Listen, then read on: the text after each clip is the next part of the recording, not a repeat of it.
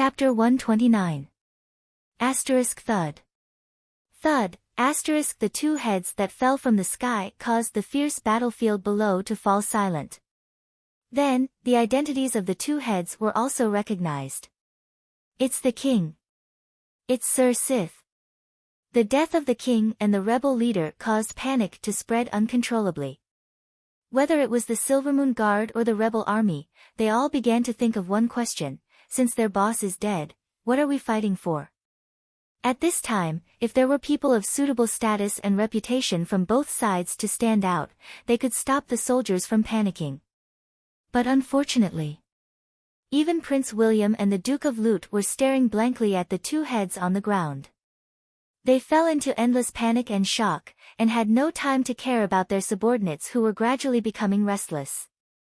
No one knew who was the first to throw down their weapons, but it was like the first domino that fell. Under the chain reaction, the soldiers from both sides who had been fighting fiercely for half the night threw down their weapons one after another and began to flee in all directions. Seeing this, Colin flapped his wings and flew towards the south gate of Silvermoon City. He did not forget that he still had an army of his family there. After hearing about the killing in the city, the Knight of Rigo would probably lead his army to attack. As for the Knights of Telda and the House of St. Hilda's guards who were acting as bait, Colin did not have time to care about them for the time being. After all, he still knew how to differentiate between close and distant. Under the flapping of his large bat wings, Colin's speed was extremely fast. Not long after, he saw the flames caused by the fierce battle in the south of the city. That should be the Knight of Rigo and his men. Just as Colin was about to dive down to help, he suddenly felt a weakness that came from the depths of his blood. Could it be that there was a time limit to the transformation? Colin was shocked and hurriedly rushed towards the nearest ground. He was afraid that he would lose his wings halfway and turn into a pancake when he landed. The Knight of Rigo, who was still fighting bravely, suddenly heard a loud boom. It was as if the ground had trembled. The Knight of Rigo, who did not know what was going on, hurriedly looked around vigilantly. Then, he saw a few half-elf girls screaming as they ran out of a small wooden house by the side. The Knight of Rigo had obviously misunderstood their disheveled appearance.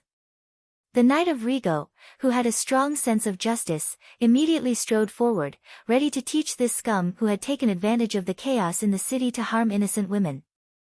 Bang! The Knight of Rigo kicked the door open and shouted, "Boy! Get the hell out of here!"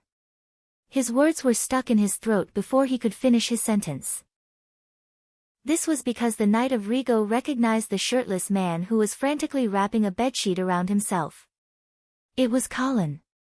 Their eyes met. The air suddenly quieted down. Lord Viscounts. Cough cough, please continue. Colin looked at the Knight of Rigo's timid appearance and was speechless. It's not what you think. Forget it, let's not talk about it. Find me some clothes. Yes.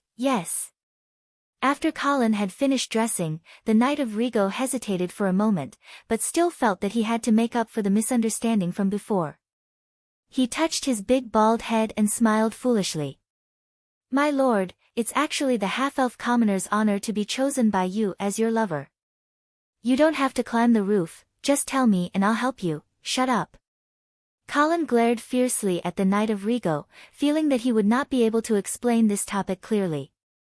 However, he still felt that he had to explain, I was fighting with someone just now, and my clothes were all ruined. Then, I fell into this house, I see. The Knight of Rigo had a look of realization on his face, but he did not know whether to believe it or not. Colin shook his head and could only change the topic stiffly. How are the casualties among your men? Not many. Although the half-elf guards have a lot of people, their fighting power is not that great. Colin nodded. All right, then gather the troops and follow me. Yes. When the first rays of the morning sun shone on the top of Silvermoon City, the beautiful garden city had already lost its former glory. This sudden rebellion had caused the whole city to fall into chaos, and it was as if Pandora's box had been opened, releasing the dark side that had been hidden in some people's hearts for a long time. Theft, rape, arson, murder. Countless crimes had taken place one after another last night. In addition to the rebels who had escaped from the palace, the whole of Silvermoon City had turned into a living hell in the blink of an eye. Of course, this hell was only for the half-elf commoners. The half-elf nobles who had their own private armed forces and strong castles were naturally not affected much. For example, the Miller family. Colin. It's great that you're okay. At the entrance of the Miller family's manor, Vera jumped into Colin's arms with a look of surprise, completely ignoring the gazes of the people around them. Of course, the people around them did not dare to show any strange looks, and they all turned their heads and pretended not to see anything. What can happen to me? Colin hugged the girl's soft body and smelled the fragrance at the tip of his nose. He suddenly felt that all the trouble he had been through for so long was not in vain. After the joy of reunion gradually faded, Vera shyly left Colin's arms and turned around to look for the Knights of Telda. She was puzzled and asked, "Where are the Knights of Telda?" He got separated during the battle. I have already sent someone to look for them. Don't worry. Of course, Colin would not tell Vera that he had used the Knights of Telda as bait. Okay. Vera trusted Colin. Colin looked past Vera and looked at Queen Aisha. Your Highness Queen Consort, Silvermoon City is in chaos now. His Majesty the King has been killed during the chaos. Therefore, I need you to rush back to the palace immediately to take charge of the situation. His Majesty has passed away. When they heard the news that the old king had died, everyone exclaimed with different expressions on their faces. Queen Aisha also had a shocked and sad expression on her face. However, Colin, who knew the other party well, could see the joy in her eyes. Yes, Your Highness Viscounts. I will return to the palace now. I wonder if you and Miss Vera can come with me. The half-elf kingdom needs the support of both of you now. Vera naturally looked at Colin and asked for his opinion. Colin pretended to be reserved and nodded. Of course, we are willing to lend a helping hand in times of crisis because of the friendship between the half-elf kingdom and the northern frontier for so many years. After that, Colin turned around and ordered the Knight of Rigo, open a path and escort Queen Consort and Miss Vera into the palace. Yes, Your Highness. The Knight of Rigo replied loudly. After a night of fierce fighting, the half-elf Silvermoon Guard had already been destroyed and the Angeli family's army had become an important military force in Silvermoon City. Soon, Colin and the others entered the palace smoothly. At this time, the palace was no longer as solemn as it used to be. Bloody corpses could be seen everywhere. When Colin walked into the main hall, he saw Prince William kneeling in front of the old king's corpse. He did not even react when Colin and the others walked in. When Queen Aisha saw this, she stepped forward and whispered, "William, Miss Vera and Viscount Angli are here." Prince William slowly turned his head and looked at the entrance of the hall. However, his eyes were still unfocused. Miss Vera, Viscount Angli, even the news that Vera had come back from the dead did not make him as shocked as he should have been. This loyal and honest half-elf prince did not have his own opinions. After his father's death, it was as if he had lost his soul. He was muddle-headed and did not know what to do. Colin stepped forward and said, "Your Highness Prince William, this rebellion has caused Miss Vera to have serious doubts about the House of Media's ability to control Silvermoon City and continue to lead the half-elf kingdom. Therefore, after consulting all the half-elf nobles, Miss Vera has decided that the House of Media is no longer suitable to continue to lead the half-elf royal family. Therefore, the throne will be inherited by Aisha Miller. Do you have any objections?" Prince William's body trembled, and his unfocused eyes finally regained focus. He looked up at Vera and then looked at Queen Aisha. Finally, he turned his head and looked at Colin. Colin's face was as cold as water and his eyes were as cold as ice. Prince William did not know why, but he suddenly felt as if he had returned to the nightmarish night yesterday. When the demon descended from the sky and twisted his father's head off, therefore, the half-elf prince finally crawled on the ground and trembled. I have no objections. Chapter 130. This coup d'état came and ended very quickly. It was like a summer storm. If one was not careful, the world would be washed and changed. Most of the half-elf civilians had no opinion on the House of Media's initiative to give up the power of the royal family and let Queen Aisha inherit the throne and become Aisha's queen. The political struggles of the nobles had always had nothing to do with them. Moreover, for the half-elves who worshipped beautiful things, the beautiful Queen Aisha was much more pleasing to the eye than the old King Medouin. If there was a poll in the half-elf kingdom at this time, then the support of Queen Aisha would undoubtedly crush the support of the House of Media. For the half-elf nobles, although this coup d'état had a great impact on them, no one dared to stand up and question Queen Aisha at this time. In their view, Vera's attitude was the same as the attitude of the Duke of St. Hilda. Since the Dukes of the North thought that the Miller family was more suitable to become the half-elf royal family, then what could they do?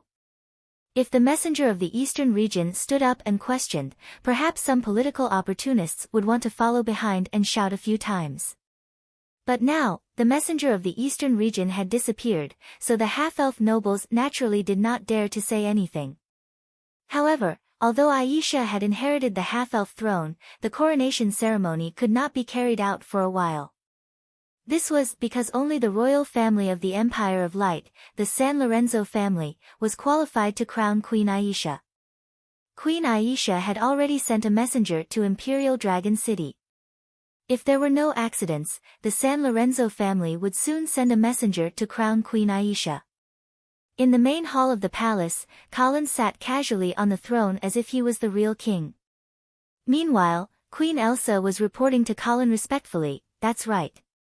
The Silvermoon Guard has been basically eliminated.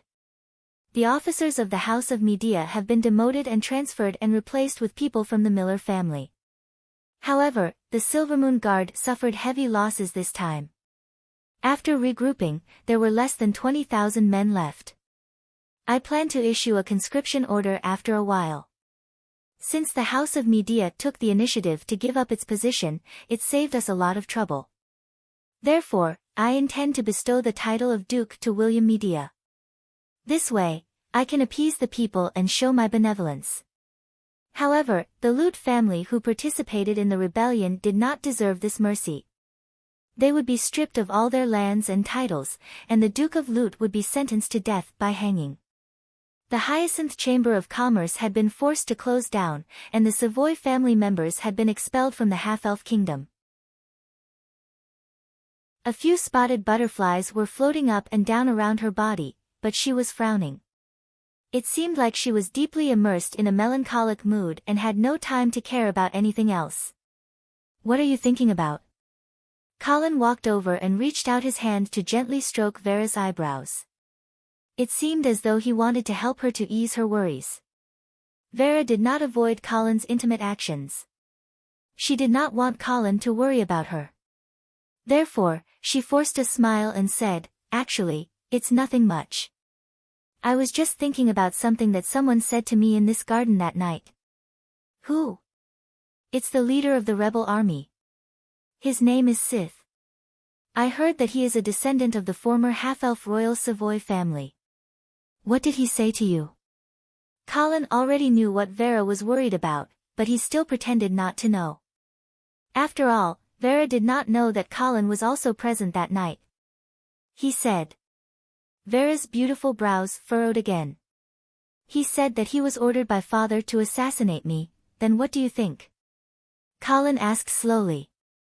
"Do you believe in your father or the enemy?" Vera tilted her head as if she had finally realized something. "Of course, I believe in my father." The girl's mood immediately brightened up again. "I am so stupid. How could I be so confused about such a simple question for so long? Sith must have lied to me on purpose. Colin, help me push the swing."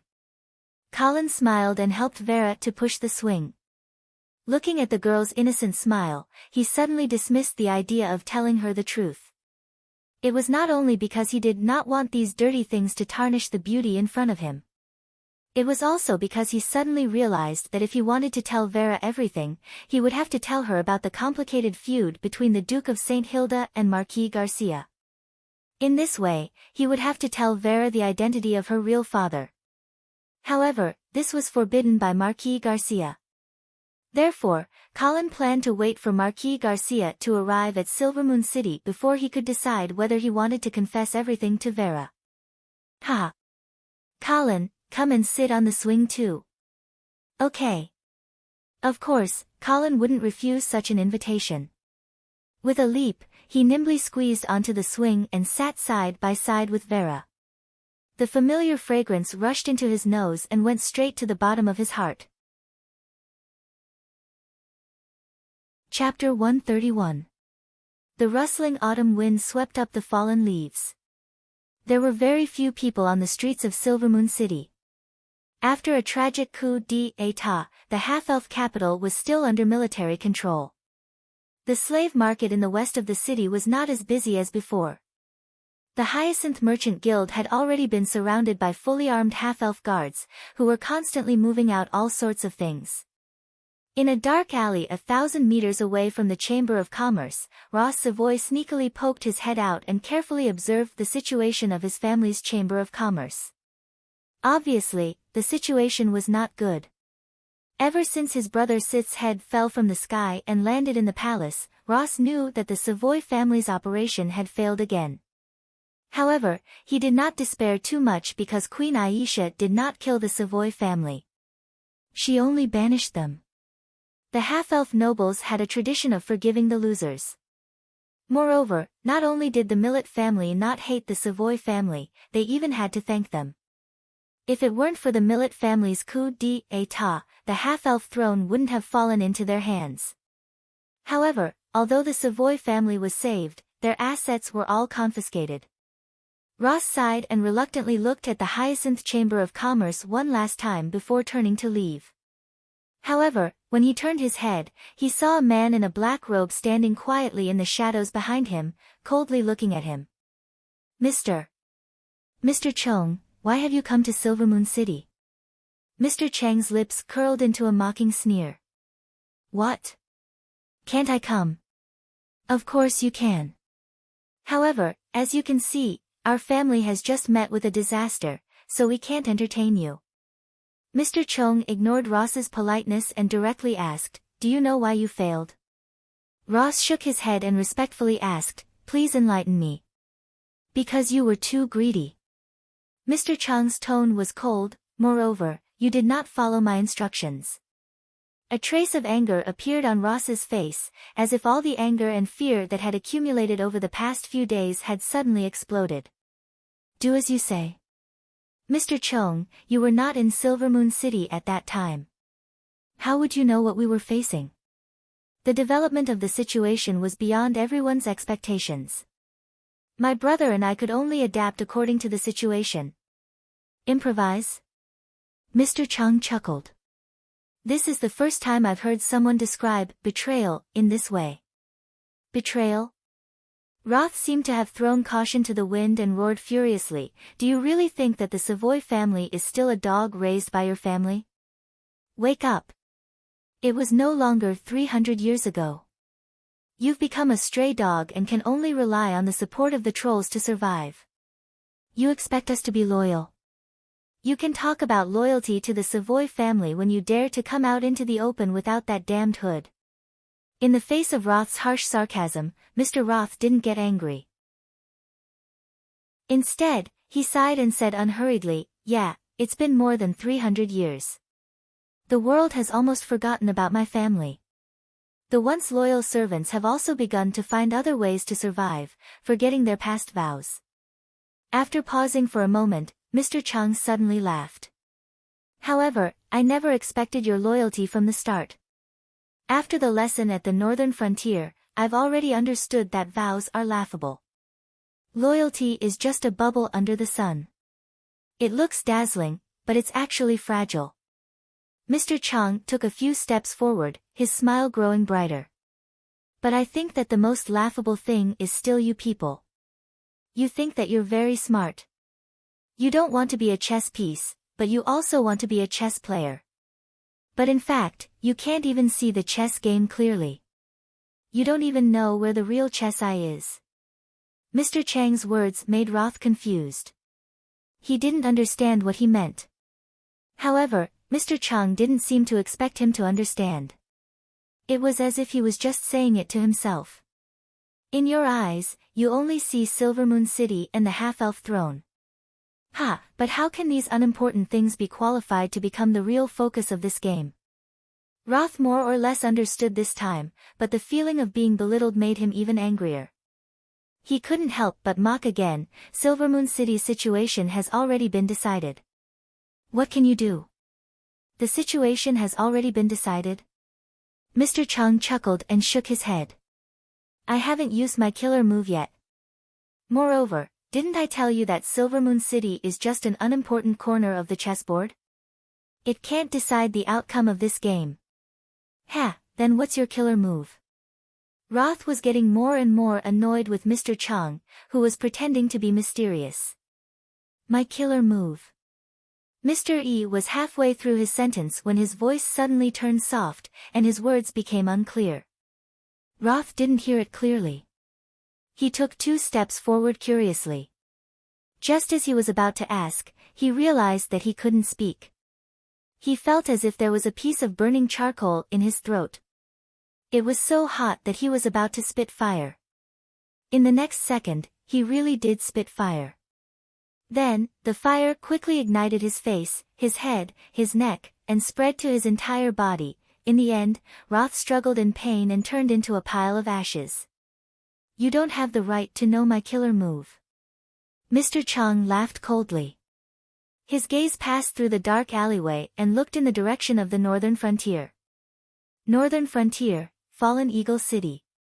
The fat merchant, Oliver, was sweating profusely as he welcomed a woman in luxurious clothes into the Tulip Merchant Association. Madam Penny, we can't go on like this. If we don't sell those grains, although we can make a lot of money from the increase in grain prices, but I'm afraid we won't live long enough to earn that money. Penny's wine-red eyes stared coldly at Oliver. She asked in return, what are you afraid of? Don't worry, with me here, the Earl won't arrest you for hoarding grains. Oliver believed her words.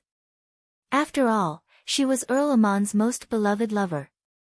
Naturally, she had the confidence to deal with the Earl. However, Oliver still said anxiously, Madam, I'm not worried about the Earl. Then what are you worried about? I'm worried about those slaves and commoners who are going crazy from hunger.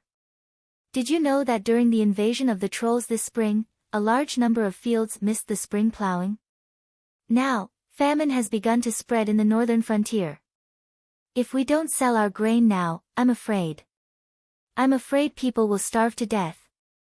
It's just a group of slaves and commoners. If they die, so be it. Penny looked unmoved, as if she was no longer on the same level as him. Madam, have you ever been hungry? Oliver began to become impatient. He no longer hid some things. I have been hungry.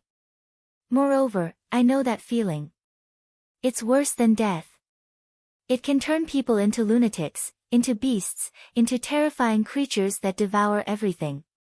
Penny looked coldly at Oliver and said with a smile, continue. Oliver hesitated for a moment, but did not dare to continue. Isn't it just a rebellion? Penny said in a relaxed tone. Since you know, then why, take care of yourself, Mr. Oliver. You won't starve. Penny gently patted Olaf's chubby face and said, don't worry.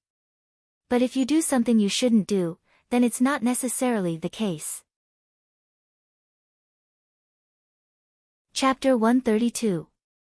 At the end of October, the winter dungeon could feel the approaching winter. The bone-chilling rain fell for 3 days and turned into snowflakes on the 4th day. On the 5th day, when the long-absent sun finally broke free from the dark clouds, chilly Winter Castle had become a world of snow and ice that was covered in silver. But the residents of Winter weren't in the mood to appreciate the beautiful scenery. Most of them were running out of food. Is there no sign of food prices falling? In the study in the courtyard of the Lion's Roar Castle, the Duke of St. Hilda asked as he added firewood to the fireplace. Behind the Duke was a middle-aged man with an amiable temperament. He had a pair of sea-blue eyes that were filled with waves of wisdom. His white ponytail was carefully combed and blown to the back of his head. His clothes were exquisite but not extravagant. An ancient handwritten scroll was fastened to his waist, and his left hand was wearing a white glove. Don White. The residents of the Lion's Roar Castle called him Scholar Don. Though the title of scholar wasn't a noble title, it was still very precious. Only those who had studied at the Empire's White Tower Academy and graduated were qualified to use the title of scholar. The number of graduates from the White Tower Academy could be counted with one hand. Therefore, every scholar was the best candidate for a court official, and they were naturally the targets of the dungeon lords. No. Scholar Don shook his head. His expression was full of worry. In the past 3 months, the price of food in the northern frontier has increased by more than 20 times. It's definitely not just because of the poor harvest caused by the trolls' invasion. Someone is deliberately hoarding food and manipulating the price. They're just merchants who are willing to sacrifice their lives for money. The Duke of St. Hilda was full of disdain. Issue a duke's order to the dungeon lords of the northern frontier to control the merchants in their territories. If the price of food is still high in half a month, don't blame me for killing them. Yes. Scholar Don nodded. Is there enough food for the Golden Lion Legion? If there's no large-scale war, there's still enough. Scholar Don hesitated for a while before reminding him. However, Your Grace, I still suggest that you purchase another batch of rations, just in case. Hearing this, the Duke of St. Hilda frowned. He clearly understood what Master Don was worried about. Famine was the easiest factor to trigger a rebellion. Thus, the Duke of St. Hilda immediately nodded and said, then let's purchase another batch. All right. However, the price of food in the Empire is rather high right now, so I'm afraid. No matter how high the price is, buy it for me. Yes. The Duke of St. Hilda threw a few more logs into the fireplace. Looking at the dancing flames, he suddenly asked, where is the Black Cavalry now? Scholar Dwayne carefully looked at the Duke of St. Hilda's face, but he couldn't see any obvious emotions on his face. The latest news came yesterday. Black Cavalry has left the northern frontier and entered the half-elf kingdom. Yes. The Duke of St. Hilda nodded, but he didn't give any instructions. The raging flames were reflected in the Duke's deep eyes, as if revealing his restless heart. Seeing this, Scholar Don was about to leave when he suddenly heard a majestic voice from outside the castle.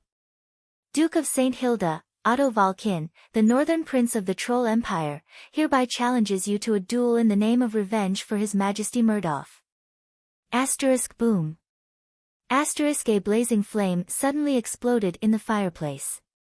The Duke of St. Hilda suddenly stood up and looked out of the window. A troll warrior emitting a terrifying aura was standing at the highest point of the Lion's Roar Castle, looking down at the guards who were constantly gathering below. Seeing the Duke of St. Hilda about to leave, Scholar Don hurriedly stepped forward to dissuade him. Your Grace, it is said that Prince Otto has just advanced to the Sanctuary Realm.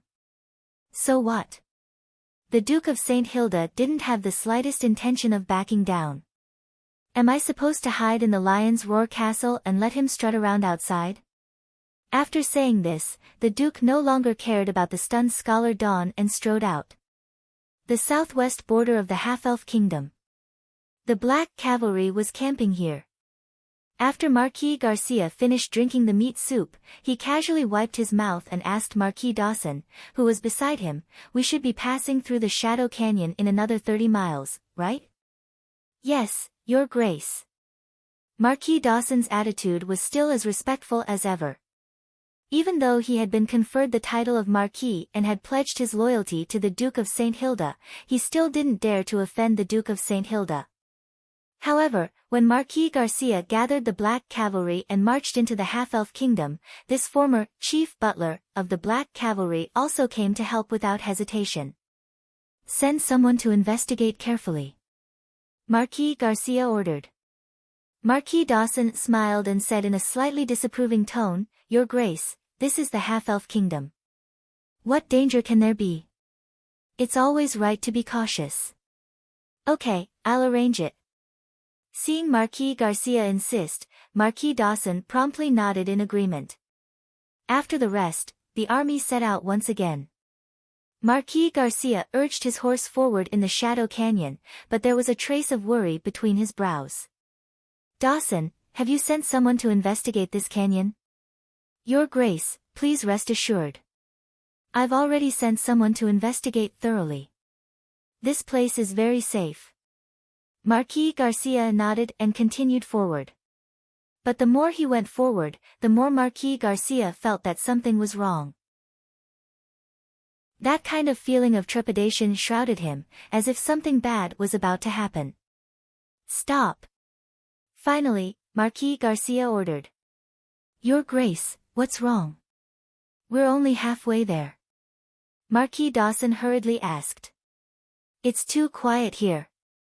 Marquis Garcia's gaze was cold, as if he had realized something. The next moment, he decisively ordered, "Turn around. The rear army becomes the front army, and the front army becomes the rear army. Withdraw from the Shadow Canyon." "Your Grace." Marquis Dawson had a puzzled expression. "Your Grace." Marquis Garcia ignored him and insisted that the military officer immediately go forward to give the order. Just as the Black Cavalry began to change their formation, a loud sound suddenly came from the canyon. Rumble. Marquis Garcia suddenly turned his head and saw a dazzling flash suddenly erupt from the two cliffs behind him. The terrifying arcane energy was like the might of the heavens, blowing apart the two cliffs in the middle of the canyon. Countless shattered boulders rolled down, smashing towards the waist of the Black Cavalry. Bang! Bang!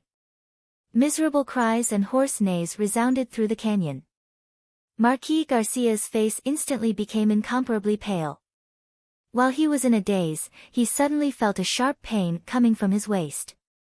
Turning his head, Marquis Garcia saw that the subordinate he had trusted the most had stabbed a dagger into his waist. "Farron Dawson! You traitor!" Facing the furious gaze of Marquis Garcia, Marquis Dawson took a step back and smiled calmly. "My apologies, Your Grace. Previously, when my subordinates were investigating this canyon, they weren't too careful." Chapter 133. Why? Marquis Garcia looked at Marquis Dawson, who was restrained by the angry Black Cavalry officers, and asked with a gloomy expression.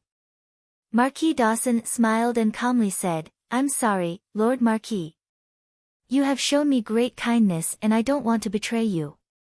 However, in order to let the dwarves fulfill their long-cherished wish of establishing a nation, I have to do this." "Establishing a nation for the dwarves?" Marquis Garcia's eyes flashed with a trace of understanding. Then he pointed at the pure white Pegasus flag that had suddenly risen above the canyon and asked, "Is this the promise the House of St. Prospero gave you?" Marquis Dawson shook his head, "No. In fact, I didn't know that the ambush in Shadowy Canyon was actually the army of the eastern border." "Then who encouraged you to do this?" Marquis Dawson smiled somewhat playfully. "Lord Marquis, why don't you suspect the Duke of St. Hilda? After all, he is the lord I am loyal to." Marquis Garcia remained unmoved. "No one knows my brother better than I do." "He wouldn't be so stupid." "Why?" "The Black Cavalry is now the biggest unstable factor in the northern frontier. Don't you suspect that your brother wants to take this opportunity to eradicate the threat of the Black Cavalry?" Marquis Garcia had an extremely complicated expression on his face. He sighed and said, "You don't understand." Marquis Dawson frowned and then shook his head. "It's fine if you don't want to say it.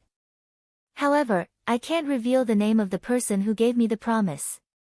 Marquis Garcia sneered, you think I can't guess if you don't say it? The once colorful tiger has now become a dog that only dares to hide in the shadows. You actually believe in the promise of a family that can even betray their own race? What a joke. Marquis Dawson's expression changed. He seemed to be deeply hurt by Marquis Garcia's words. Then he became angry out of humiliation and roared, so what? If I don't believe them, should I continue to believe in your house of St. Hilda? We dwarves have served you for over 1,000 years, but have you ever looked us in the eye? Perhaps the establishment of the dwarves' nation is just a joke in your eyes, but it is the highest mission that our ancestors have fought for. Marquis Garcia hesitated for a moment. There were some things that he did not say. He waved his hand dispiritedly and ordered, let him go. Marquis. The angry officers were naturally incomparably shocked. Let him go. Marquis Garcia emphasized again. Marquis. Marquis Dawson clearly hadn't expected the other party to let him off so easily. Marquis Garcia's cold once again sounded, Dawson, today, if I kill you, perhaps you will become the hero of the dwarven race. Therefore, I let Dawson live. Dawson son Dawson. At the same time, I want to see with my own eyes what kind of joke your so-called dream of establishing a country for the dwarves is. Get lost. Marquis Dawson's face turned green and red. Finally, under the contemptuous eyes of the black cavalry, he staggered away. At this time, the shouts of the eastern soldiers were constantly coming from the top of the canyon. Naturally, the content was to ask the black cavalry to immediately put down their weapons and surrender. The current situation of the black cavalry was indeed extremely bad.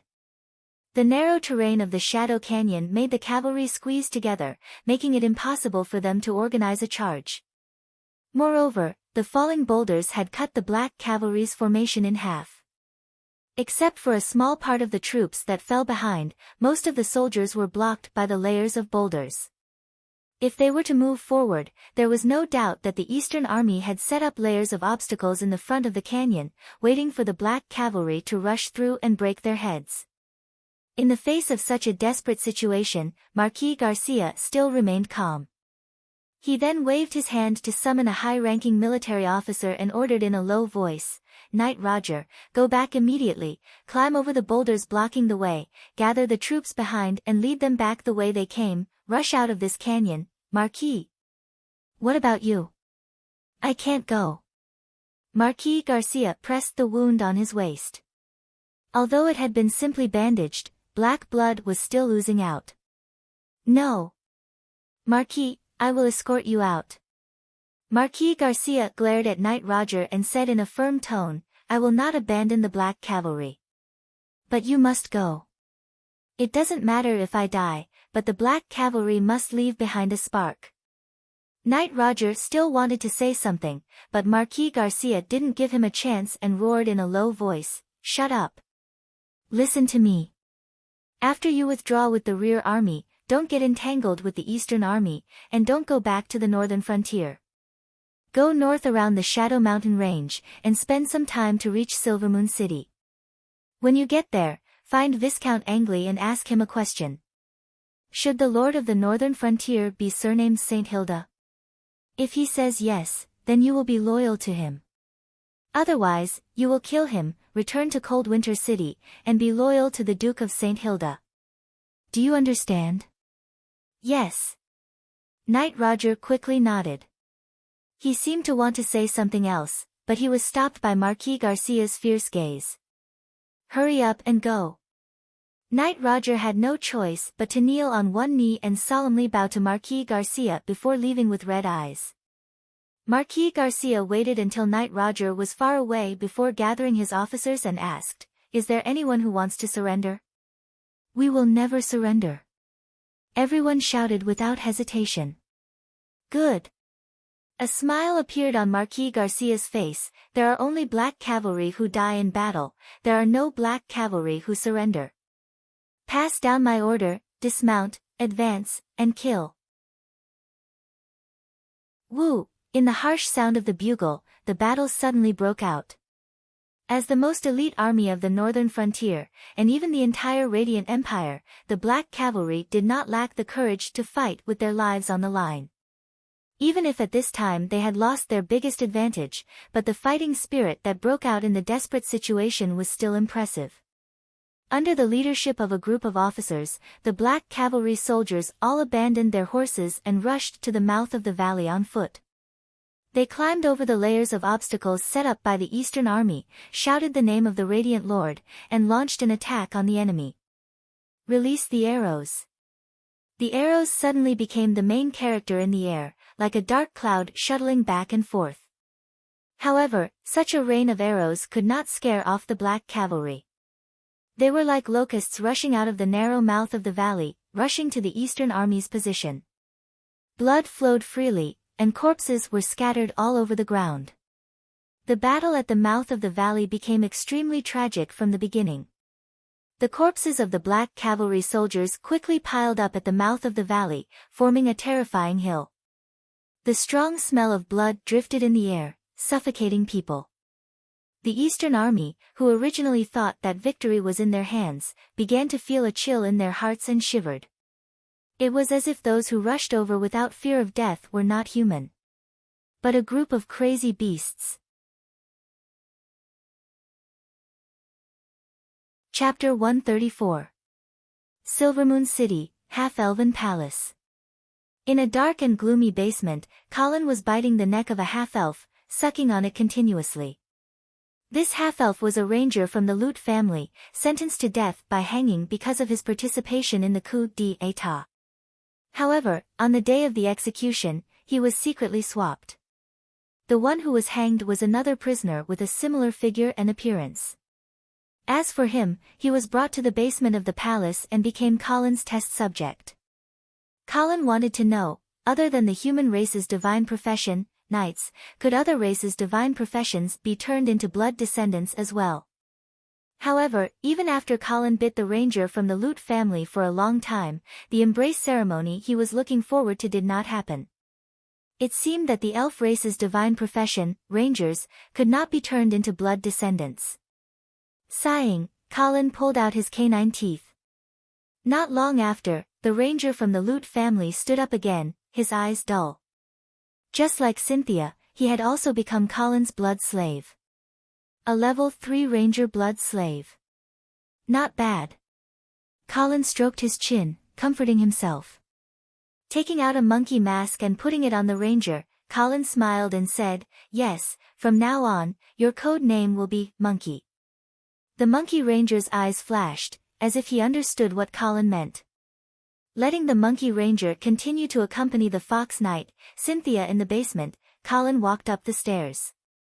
This basement led directly to the king's study. No, it should be called the queen's study now. Ever since the death of the old king, Queen Aisha seemed to have changed into a different person. The lingering melancholy from before had quietly faded away, replaced by a blossoming charm. It was obvious that she had dressed up meticulously today. She was wearing a red low-cut dress with thin shoulder straps, showing off her slender and curvaceous figure. A light blush, bright lip gloss, and an embroidered gold accessory stuck to her forehead made Aisha's beautiful face appear even more three-dimensional. Sparkling diamond-studded earrings dangled from her slender ears, setting off the queen's refined and noble aura. Seeing Colin walk out of the basement, Queen Aisha smiled, instantly brightening the entire study. "Lord Viscounts, are you done with your work?" "Yes." Queen Aisha did not ask what Colin had been busy with down below. She was a woman who knew her limits. Colin walked to the window and saw a group of priests gathered in the square outside the hall, asking curiously, what are they doing?" Queen Elsa walked to Colin's side and stood next to him. She explained, "This is the tradition of the half-elf royal family. After every king dies, they will invite the priests of the Church of Light and the priests of the Church of Fate to pray for their souls." Colin was a bit obsessed. What kind of traditions? The priests were praying for the old king. Would his soul return to the embrace of the God of Light? Or God SSS? However, he did not say much. After all, he had to respect the traditional culture of other countries. Seeing Colin's silence, Queen Aisha explained, "You said that we have to treat the House of Media well, so I let them arrange this ceremony." "You did the right thing." Colin nodded. "After all, your throne was given to you by the House of Media. You have to show them enough benevolence and gratitude to win their hearts." "All right. According to the plan, I will confer the title of Duke to William Medowin at the conferring ceremony tomorrow. However, there are still many members of the House of Media in the palace as courtiers. Should we take back some of these positions?" "No need. That will make you seem too petty." Colin looked back at Queen Aisha and said, "Moreover, it is not a good thing to let the Miller family dominate. The House of Media can be a good counterbalance." "I understand." Queen Aisha nodded. Even if Colin spoke frankly about the fear and wariness of the Miller family, who had become the new half-elven royal family, she did not have any objections. Colin looked at Queen Elsa's calm face and explained, "The result of a single family's dominance is corruption and depravity. Believe me, the Miller family can only prosper for a long time with a rival spurring them on." "I understand." Just like the northern frontier, because of the trolls, the army of the north is the strongest in the empire. Without an opponent, the eastern region can only rely on the natural moat of the new Shui River to block the enemy's advance. Hearing this, Colin laughed. "The raging river. I am afraid that it will not be able to protect the east for long." Of course, the Crystal River in the half-elven kingdom can be requisitioned at any time if the northern frontier needs it. Colin shook his head and said, "There is no hurry. If the Duke of St. Hilda really wants the Crystal River, he will have to ask me and Marquis Garcia's opinion." Queen Aisha smiled and suggested, "You can take the opportunity to ask the Duke of St. Hilda to marry Miss Vera again. I think this time, he will not refuse you." Colin nodded his head in agreement, obviously thinking the same thing. At this moment, he still didn't know that the outside world had long since undergone a drastic change, and the sea had turned into mulberry fields. "Oh, by the way, you can also start to think about the issue of the heir." Colin was still helping Queen Aisha to plan. "You can choose a suitable candidate from the Miller family to be your adopted son." Queen Aisha did not immediately agree this time. A faint blush suddenly appeared on her flawless face as she softly said, "Compared to an adopted son, I would rather have a biological son." Colin raised his eyebrows and looked at Queen Aisha in surprise. Queen Aisha also stared into Colin's eyes, and at the same time, her soft and delicate body slowly leaned towards him. Colin's heart skipped a few beats when he felt the ecstasy of her touch on his arm and the fragrance lingering at the tip of his nose. However, he still maintained a trace of calmness and dissuaded her, "You have to understand that it is impossible for me to marry you." "Of course, I know." Queen Aisha's face was flushed, and her breathing gradually became rapid. "Vera is the most suitable marriage partner for you. However, I can be your lover. Everyone says that half-elves are the best lovers. Don't you want to verify the truth of this sentence?" Colin stared at the Queen's hazy eyes and persuaded her again, "You have to think clearly. The child born like this can only be an illegitimate child." "I have already thought about it. We can announce to the public that the child is the posthumous child of the old king." When he heard this, Colin's eyes lit up, and then he no longer suppressed the impulse in his heart, and he hugged the slender waist of the half-elven queen in front of him tightly. Queen Aisha could not help but let out a cry of surprise, and her whole body went soft, and then she leaned on Colin's broad chest as if she had lost all her strength. A strange feeling that she had never felt before made her heart pound like a little deer. Colin could clearly feel Queen Aisha's gentle and soft skin and mature and plump body through the thin dress. Will this child's surname be Morduin? Of course not, his surname will be Miller, and he will also be the next half-elven king. Vaguely, the prayers of the priests could be heard outside the window. May the Lord have mercy on this respected king and let his soul rest in peace. Chapter 135. On a small path in the forest, a small team of about 50 people was slowly moving south. It was close to noon when the team stopped by a small stream to set up camp. "Brother, wake up. It's time for lunch." Anna shook the Earl of Avon a few times, but found that he still didn't move. She raised her eyebrows, clenched her fist, and punched the Earl of Avon's lower abdomen heavily. "Ah! Ugh!" The poor Earl of Avon vomited from this seemingly casual punch. After a while, the Earl of Avon panted and turned to look at his violent sister. "Why are you throwing such a tantrum so early in the morning?" "Early? It's already noon." The Earl of Avon waved his hand weakly. "What's the difference? It's time for lunch. Do you want to eat?" "Yes, yes." The Earl of Avon struggled to get up. He knew that if he didn't eat now, his heartless sister would starve him until night fell. After all, they were members of the House of St. Prospero. Even if they were in the wilderness, lunch was sumptuous, but the atmosphere was a little stagnant. After returning from Silvermoon City with no results, everyone's mood had been low. Of course, the Earl of Avon was an exception. He was still as carefree as ever, only caring about drinking all day long. Just as everyone finished lunch and was about to set off again, the scout who had gone out to scout the surroundings suddenly turned back. And he brought back an extra person. "My lord, this is the messenger of the Sky Horse Army." The Sky Horse Army was the direct army of the House of St. Prospero, the master of the eastern region. It had always been in the hands of the Duke of St. Prospero. However, in recent years, the Duke of St. Prospero had begun to train his eldest son, Marquis Vincent. He had handed over the daily training of the Sky Horse Army to him. "Oh. Why are you here?" The Earl of Avon's sleepy eyes suddenly brightened, as if he had suddenly sobered up. "My lord, Marquis Vincent is in Shadow Canyon right now. He just led the Pegasus Legion to fight the Black Cavalry of the northern frontier and won. I'm going to bring this good news back to White Dew City." "Black Cavalry? And he won?" The Earl of Avon's eyes almost widened, as if he had heard a fantasy story. "Yes, Your Excellency, we defeated the Black Cavalry. Furthermore, they even captured Marquis Garcia." The messenger's face was red with excitement as he shouted. "Really? Big Brother defeated Marquis Garcia? That's amazing!" Anna exclaimed excitedly.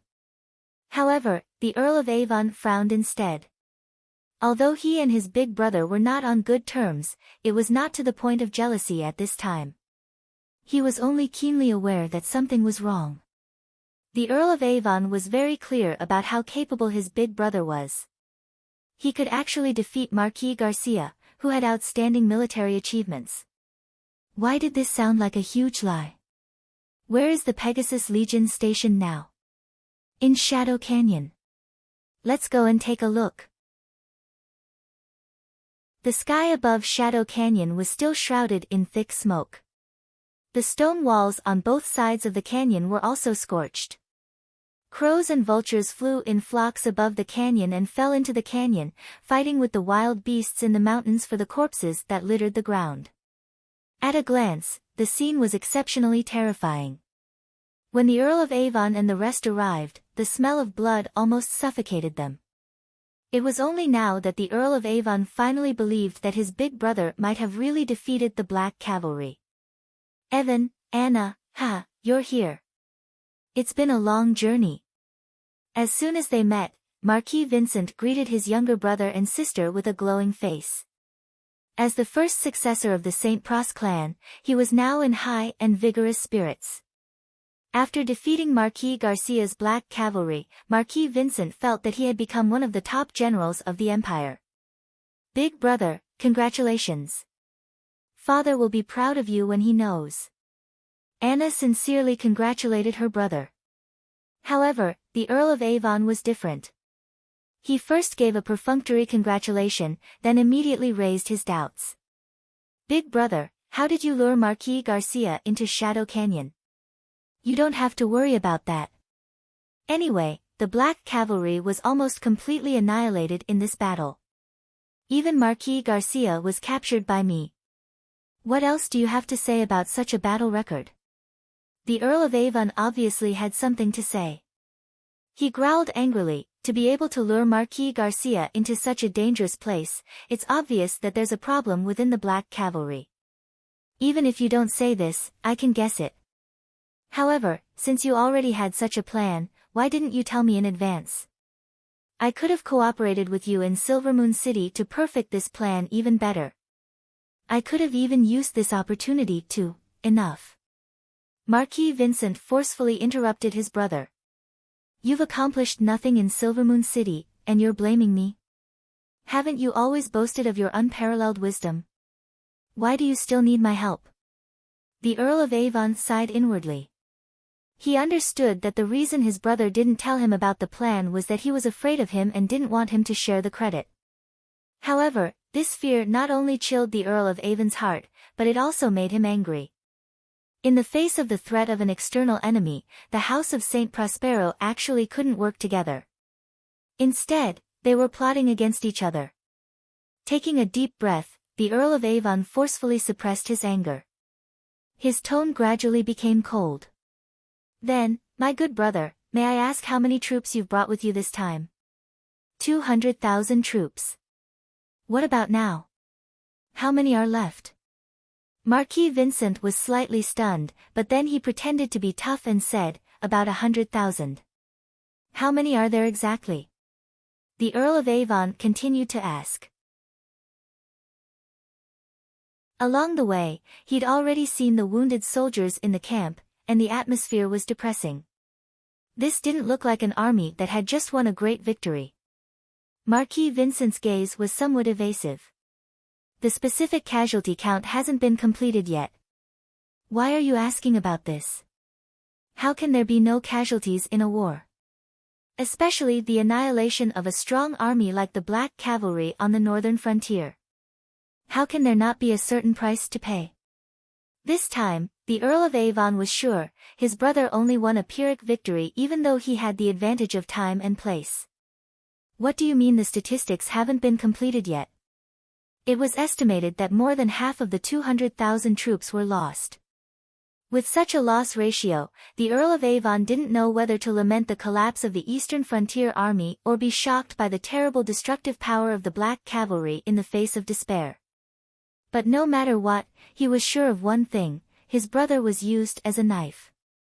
Unfortunately, Marquis Vincent was still complacent and immersed in the false halo of victory. He didn't realize this at all. The Earl of Avon suddenly felt a little tired and asked, "Where's Marquis Garcia? Can I see him? He's seriously injured and still unconscious." "How about this? Evan, you and Anna are responsible for escorting him back to White Dew City and handing him over to my father. In addition, there are a lot of wounded soldiers in this battle, so you'll be responsible for leading them back to White Dew City. What about you?" The Earl of Avon suddenly had an ominous premonition. Marquis Vincent straightened his chest and put on a confident look. "I'll lead the army north to attack Silvermoon City and firmly control the half-elven kingdom in my hands." The Earl of Avon wanted to dissuade him, but when the words reached his mouth, they changed. "Okay, brother, then I'll wait for your triumphant return in White Dew City."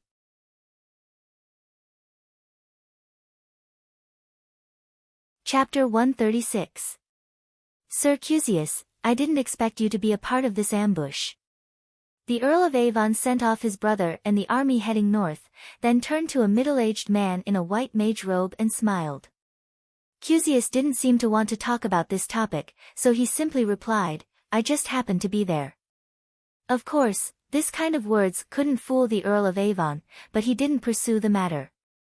This ambush on the Black Cavalry involved many forces, and the Earl of Avon felt that he had to go back and ask his father personally to find out the truth.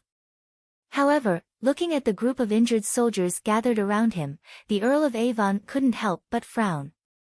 At this moment, he clearly understood the terrible price his brother had paid in order to ambush the Black Cavalry.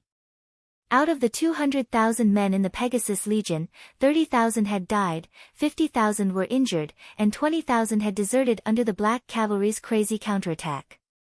In other words, the Pegasus Legion had already shown signs of collapse. If the Black Cavalry hadn't shed his last drop of blood, the victory of this ambush might not have belonged to the eastern region. In addition, 18 knights had died in battle, including a 5th-grade knight. Such a terrible price in exchange for the destruction of the Black Cavalry. The Earl of Avon didn't know whether it was worth it or not. At this moment, he finally understood why his brother insisted on continuing to lead the army to the north. The ambush had taken advantage of the right time and place, but it turned out to be a Pyrrhic victory. If Marquis Vincent returned to White Dew City like this, his reputation would definitely be ruined.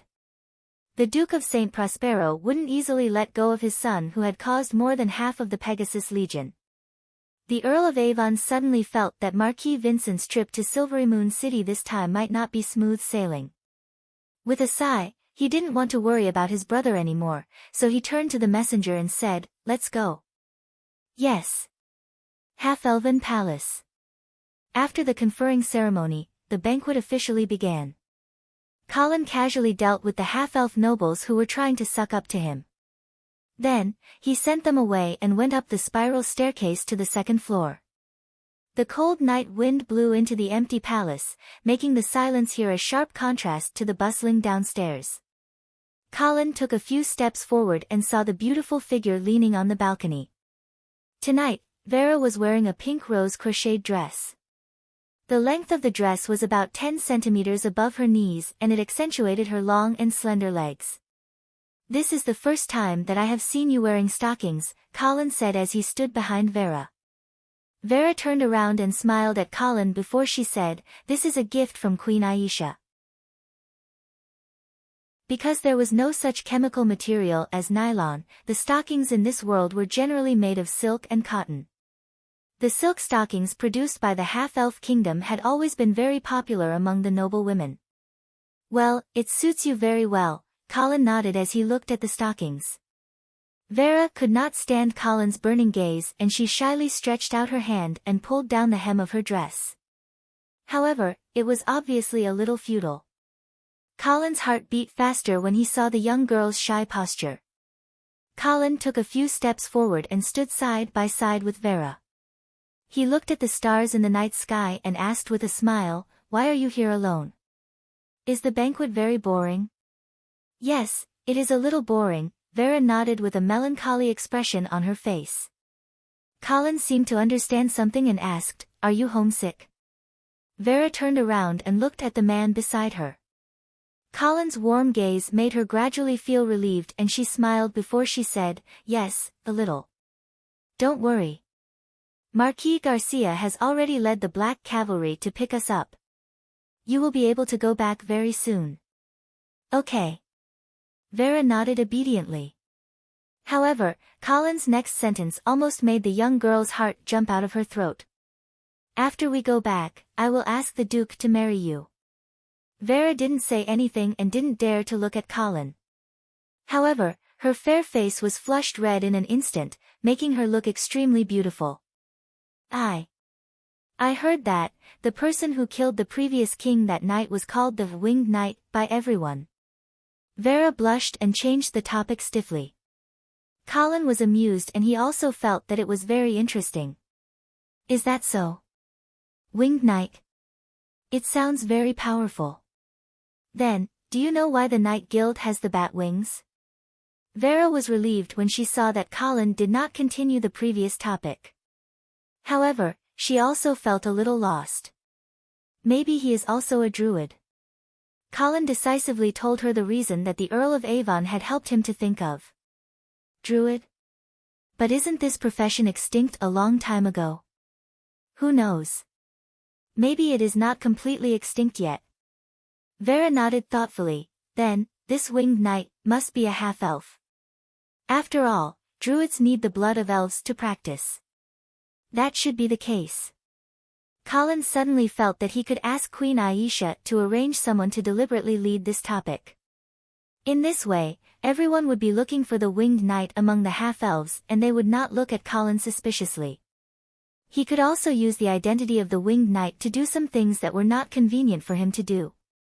At this moment, Colin suddenly heard light footsteps behind him.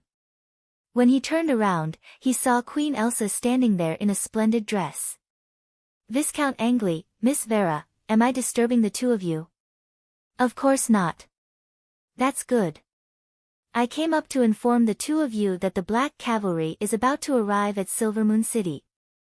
"Really? Uncle Garcia is about to arrive?" Vera exclaimed in surprise. "Yes, the Silvermoon Guard patrolling outside the city has encountered the Black Cavalry's outpost and sent back a signal." "Then let's go to the city gate to welcome them," Colin said as he strode out. Although it was close to midnight, the city gate of Silvermoon City was still illuminated by countless torches. Colin, Vera and Queen Aisha stood side by side at the city gate. The guards of honor behind them were also in formation. After a while, the ground began to tremble slightly. In the rumbling sound of the horses' hooves, a thin black line suddenly appeared from the darkness and continued to spread towards Silvermoon City. This familiar sense of oppression made Colin completely calm down. But not long after, he frowned. This was because he smelled a trace of the smell of blood. Moreover, as time passed, as the Black Cavalry continued to get closer to Silvermoon City, the smell of blood became stronger. Queen Aisha also realized that something was wrong. She turned to look at Colin and said, "Viscount Angley, something seems to be wrong." Colin pursed his lips and did not say anything. Vera's expression also became a little anxious. She seemed to want to say something, but when she saw Colin's solemn expression, she immediately swallowed her words. Finally, the Black Cavalry arrived at Silvermoon City and began to slow down. At this time, the people who came to welcome them finally saw the appearance of the army. Almost all of them were covered in blood. Moreover, the number was not right. The 50,000 Black Cavalry was definitely not the scale that was in front of them. An ominous premonition shrouded Colin's heart, causing him to feel cold all over. Under the shocked gazes of the people, a knight covered in blood walked out of the crowd and came to the city gate. Do-la-la, the half-elf honor guard did not know what was good for them and played the welcome song. However, Queen Aisha turned around and stopped them with a sharp look. Knight Roger came in front of Colin and the others, turned over, dismounted, took off his helmet, knelt down on one knee and said in a choked voice, "Miss Vera, Viscount Angley, the main force of the Black Cavalry has been ambushed in the Shadow Canyon. Marquis Garcia is surrounded. We do not know if he is alive or dead." Wow, this bad news suddenly made Colin feel dizzy. He could not believe his ears. Marquis Garcia was ambushed? How was this possible? And in a place like the Shadow Canyon? With Marquis Garcia's cautious fighting style, how could he rashly lead his army into the canyon, which was extremely dangerous for cavalry? Forcing himself to calm down, Colin asked, "How did you get ambushed? Why didn't you investigate in advance? Marquis Dawson betrayed us. He deceived Marquis Garcia and led the Black Cavalry into the enemy's trap." Friend Dawson. The image of a dwarf suddenly appeared in Colin's mind. At the same time, he could no longer suppress the thought in his mind. Could it be that Marquis Dawson was ordered by the Duke of St. Hilda to betray Marquis Garcia? If this was really the case, then the Duke of St. Hilda must have been plotting against him and Marquis Garcia from the very beginning. Using Silvermoon City as bait, he wanted to completely eliminate the Black Cavalry, an unstable factor, so that the northern frontier would no longer have any noise. "How many people do you have left now?" 8,000. 8,000. Colin had a heavy expression on his face. "Colin, uncle, he." Vera also had a panicked expression on her face at this time. Colin held Vera's small hand and solemnly promised her and Knight Roger, "Don't worry, I will avenge Black Cavalry."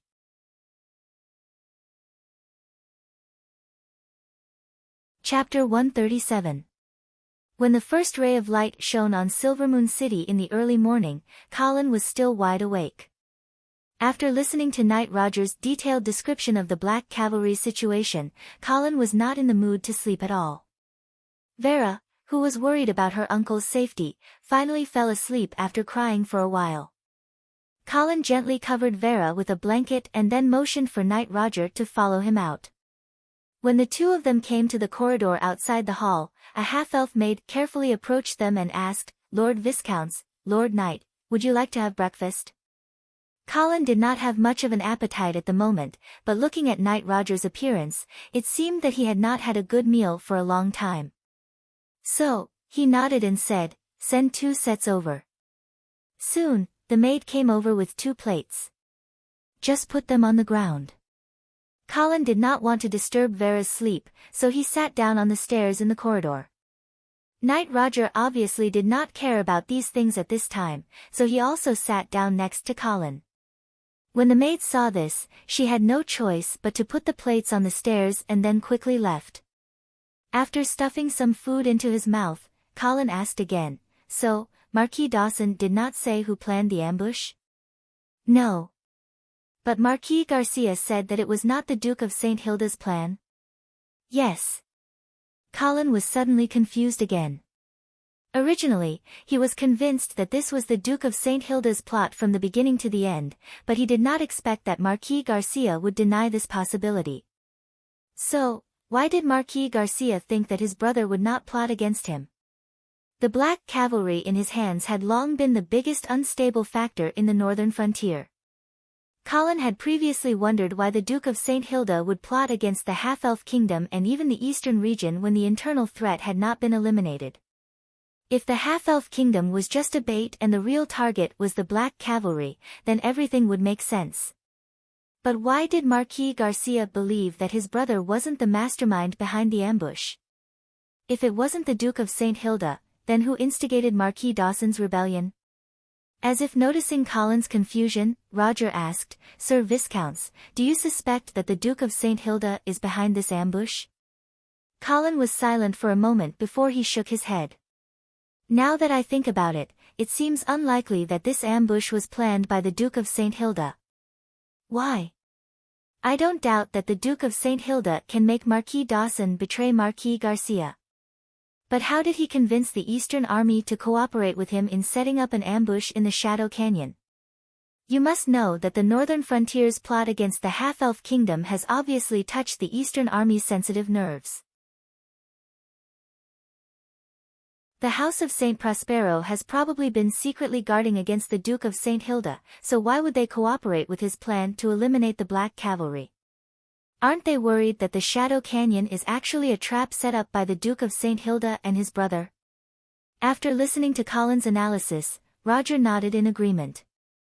But then he rolled his eyes and asked in a seemingly casual tone, "But if it was really the Duke of St. Hilda who planned this ambush against the Black Cavalry, then is your promise of revenge still valid?" Colin was still thinking about who the mastermind behind the ambush could be, so he didn't pay too much attention to Roger's question. "Of course it's still valid. If the Duke of St. Hilda really did such an outrageous thing, then I will definitely seek justice for Marquis Garcia." "Then will you kill the Duke for this?" Colin raised his head and looked at Roger. He suddenly realized that this was actually a good opportunity to subdue the remnants of the Black Cavalry. 8,000 Black Cavalry. They were definitely a military force that couldn't be ignored.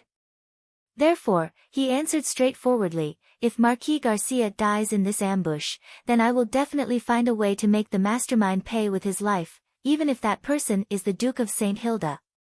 Roger's eyes flashed, as if he was excited, but also hesitant. After a moment, he asked again, "Then after the Duke of St. Hilda dies, who do you think is suitable to inherit the position of Lord of the Northern Frontier?" Colin frowned, feeling that this Roger was a little strange. Why would he care about this kind of issue? According to Marquis Garcia's judgment and Colin's reasoning, the Duke of St. Hilda had basically been cleared of suspicion. So, why would Knight Roger suddenly care about what would happen after the Duke's death? Looking at the serious expression on Knight Roger's face, Colin thought that Knight Roger was acting a little strange because he was too shocked. "I think that Miss Vera is very suitable to inherit the position of Lord of the Northern Frontier." Colin directly spoke his mind this time. Moreover, he also had the idea of testing Knight Roger. When he heard Colin's answer, Knight Roger seemed to be relieved. He smiled and said, "I think so too." Colin immediately realized that Knight Roger was also aware of the real relationship between Vera and Marquis Garcia. Otherwise, according to the rules of aristocratic succession, the third son of the Duke, Joyce, would be ranked before Vera. Therefore, Knight Roger's reaction could only mean that he also knew about Vera's true identity. And as a knight of Marquis Garcia, of course, he would be more inclined to support Vera. However, this was actually not too surprising. Marquis Garcia had asked Knight Roger to lead the rear army to break out of the encirclement. This obviously showed that Knight Roger was his trusted confidant. Therefore, it was normal for him to know about Vera's true identity. Just as Colin was about to test whether Knight Roger knew who Vera's biological mother was, the Knight of Rigo strode in and reported. "Lord Viscounts, there is news from the Shadow Canyon." "How is it?" Knight Roger could not help but ask anxiously. "The Black Cavalry in the canyon has been completely wiped out and Marquis Garcia has been captured by the Pegasus Legion." Knight Roger's eyes instantly turned red when he heard the news. The veins on his right hand that was holding the sword were bulging and the hilt of the sword was cracking. Colin sighed and comforted him, "Although this is not good news, at least it is not the worst. After all, Marquis Garcia is still alive and we still have a chance to redeem him." "Yes." Knight Roger raised his head and there was a glimmer of hope in his eyes. The Knight of Rigo touched his bald head and said, "My lord, actually, there is another piece of bad news from the Shadow Canyon." "What other bad news is there?" "The Eastern Army that wiped out the Black Cavalry is currently heading towards Silvermoon City. They are expected to arrive in about 5 days. Colin's eyes widened and he quickly asked, "How many of them are there?" "About 100,000. 100,000? Colin was a little worried. However, looking at the eager Knight Roger beside him, and recalling the careful guidance that Marquis Garcia had given him back then, as well as the half-elf kingdom that he had painstakingly taken under his control, Colin took a deep breath and said firmly, "I'm sorry."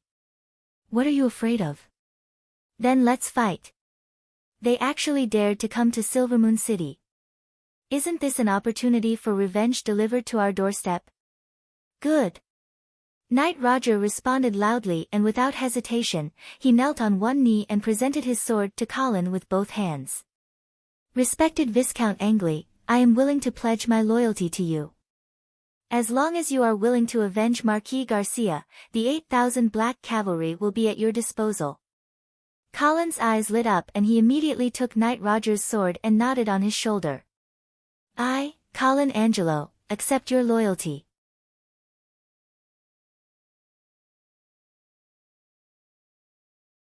Chapter 138. Marquis Vincent is deeply sorry to hear that His Majesty the King has met with misfortune. However, Marquis Vincent also believes that under your Majesty's rule, the half-elven kingdom will have a brighter future.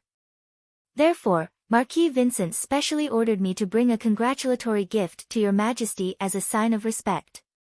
The Eastern messenger was a middle-aged man of about 40 years old. He had a fair complexion and a short beard. His noble attire indicated that he was a Viscount's. This Viscount's Austin put a small delicate box on the table in front of Queen Aisha, then respectfully retreated. Although his etiquette was impeccable, his condescending attitude was not concealed. However, this was the usual attitude of the imperial messengers in the half-elven kingdom. Queen Aisha was already used to it. Marquis Vincent is very considerate. Queen Aisha smiled and expressed her thanks. At the same time, she signaled the maid beside her to open the box. The maid opened the box and found a flag inside. She took it out and unfolded it. It was a military flag. The flag of the Black Cavalry. The flag was still stained with blood, and there were traces of burns on the lower left corner. Even if it was only a flag, it made Queen Aisha feel as if she could see the scene of the tragic battle in the Shadow Canyon. At the same time, anger rose from the bottom of her heart. Queen Aisha did not have much affection for the black cavalry, but she was thoroughly enraged by the Eastern messenger's arrogant attitude. The other side sent this flag over, clearly to say, the army of the northern frontier has already been destroyed by us. If you know what's good for you, then hurry up and follow us to the east. Viscount Austen still had the same expression. His face had an impeccable fake smile. His eyes were neither happy nor angry as he focused on Queen Aisha. Queen Aisha's face suddenly bloomed with a brilliant smile. She had already felt the malice from the Eastern messenger from the beginning. Now, she seriously looked at the other side and praised. I didn't expect Marquis Vincent to be so accomplished in the military at such a young age. Even the famous black cavalry was defeated by him.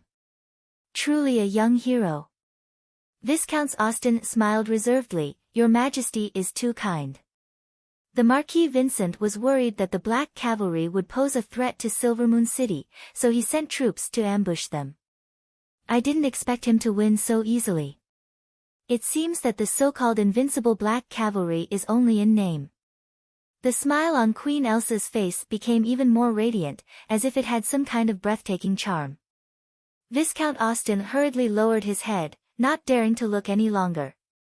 On behalf of the half-elves, I would like to thank the Marquis Vincent for helping Silvermoon City remove the black cavalry threat. In order to express my gratitude to Lord Marquis, if Lord Marquis needs anything, please feel free to let me know. Viscount Austen raised his eyebrows, but his smile did not change. He solemnly said, there are two things that the Marquis Vincent would like to receive your Majesty's approval. Please speak. First of all, the northern frontier has brazenly invaded the half-elven kingdom, which is a violation of the alliance agreement between the two countries. The Duke of St. Prospero will definitely report this to His Majesty and punish the House of St. Hilda. I heard that this incident was caused by Miss Vera's marriage. Therefore, we also hope that your Majesty can hand over Miss Vera. When the time comes, we will send her to Imperial Dragon City to accept His Majesty's judgment. Secondly, although the Marquis Vincent defeated the Black Cavalry this time, it is inevitable that there will be evil forces that will threaten Silvermoon City in the future. Therefore, in order to better help your Majesty protect the half-elves and for the friendship between the eastern frontier and the half-elven kingdom to last forever, the Marquis Vincent is willing to take over the defense of Silvermoon City and become the guardian of the half-elven kingdom. Queen Aisha quietly listened to Viscount Austen's request. She found that the eastern frontier actually only had two conditions. The first was to hand over Vera, and the second was to station troops in Silvermoon City. As long as Queen Aisha agreed to these two conditions, it would mean that the half-elven kingdom would completely fall into the control of the eastern frontier. Viscount Austen dared to make such a request, which obviously showed that he was not afraid. In his opinion, with the destruction of the Black Cavalry, Queen Aisha had lost her foreign aid. Not to mention that Silvermoon City had just experienced a military coup. Even if the Silvermoon Guard was still intact, would they dare to fight against the 100,000 troops of the eastern frontier alone?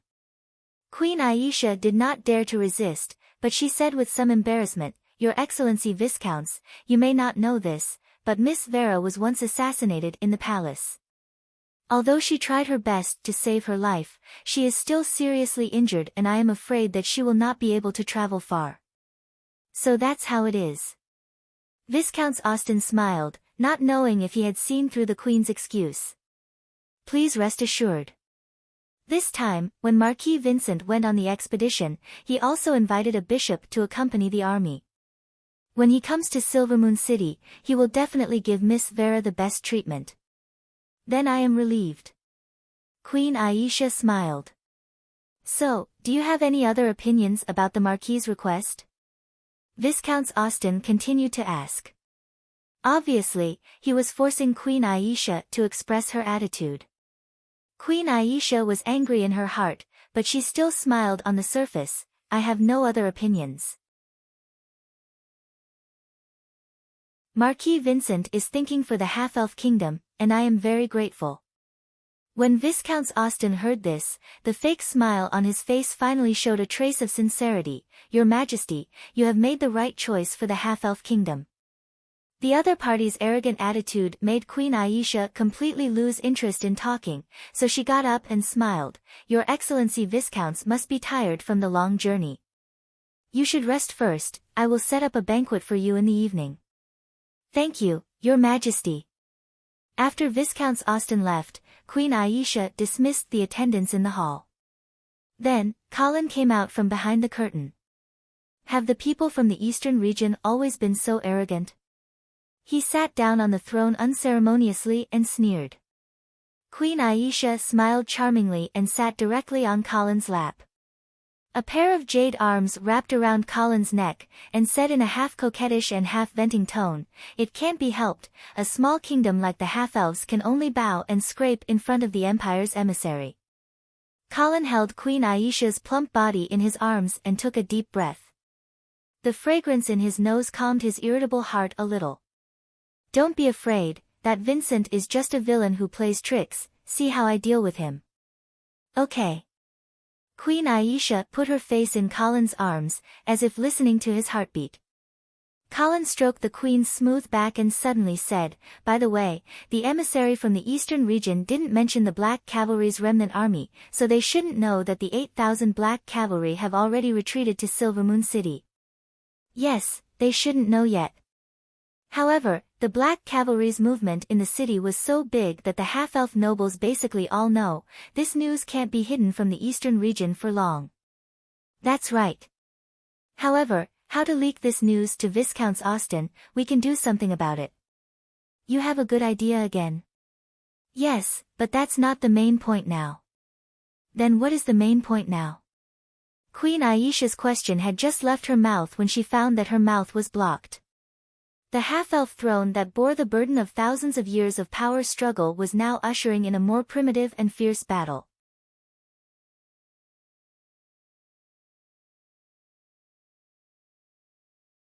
Chapter 139. Colin, I can't attend tonight's banquet, right? Vera asked as she helped the man straighten his collar.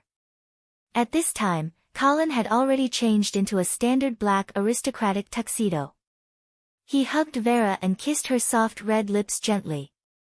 Yes, you are now a seriously injured person.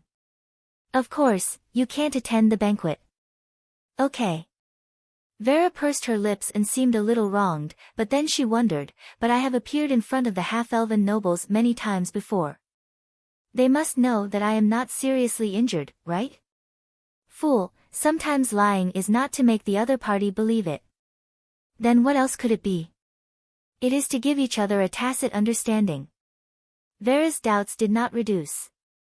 Colin smiled and rubbed the girl's hair. The eastern region knows that we are lying, and we also know that the eastern region knows that we are lying, but as long as Silvermoon City is still in our hands, they can only treat our lies as the truth. Vera understood this time, but then she was a little worried. What if the eastern region army takes Silvermoon City?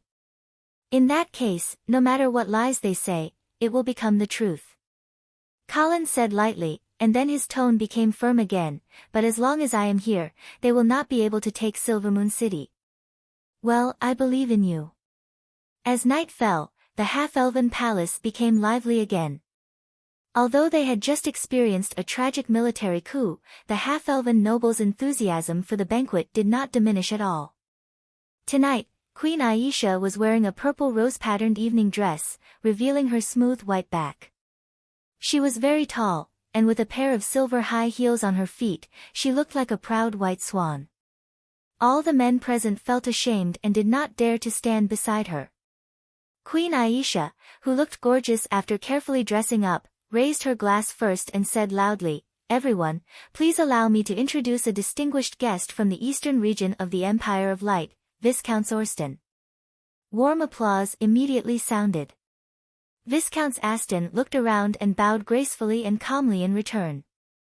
Then, the Viscounts of the eastern region picked up a glass of champagne and said in a clear voice, "This time, I have come here on behalf of Marquis Vincent for the peace of Silvermoon City, for the friendship between the eastern region and the half-elf kingdom, and of course, for the glory of Queen Aisha." Let us toast to the everlasting peace and friendship, and to the eternal youth of Her Majesty the Queen. May our friendship last forever. May your Majesty remain young forever. The atmosphere of the banquet gradually warmed up. Queen Aisha led Colin to Austen Viscounts and introduced him with a smile. Your Excellency Austen, please allow me to introduce you. This is His Excellency Viscount Angley from the northern frontier. Both of you are Viscounts of the Empire, so you must have a lot in common. Viscount Austen smiled and stretched out his hand to Colin. Of course, I have heard a lot about Viscount Angley. Colin also smiled and shook hands with the other party, saying, Oh? What kind of reputation have you heard? Of course, it is a good reputation. It is said that you once fought together with Marquis Garcia in the Sky Ice Field and defeated an army of 300,000 trolls. Oh, that is all thanks to Marquis Garcia. I just happened to be there to join in the fun. You are too modest. Viscount Austen's smile suddenly became a little ambiguous. In addition, I also heard that you have a good relationship with Miss Vera. Miss Vera is indeed someone I admire. Colin nodded and admitted.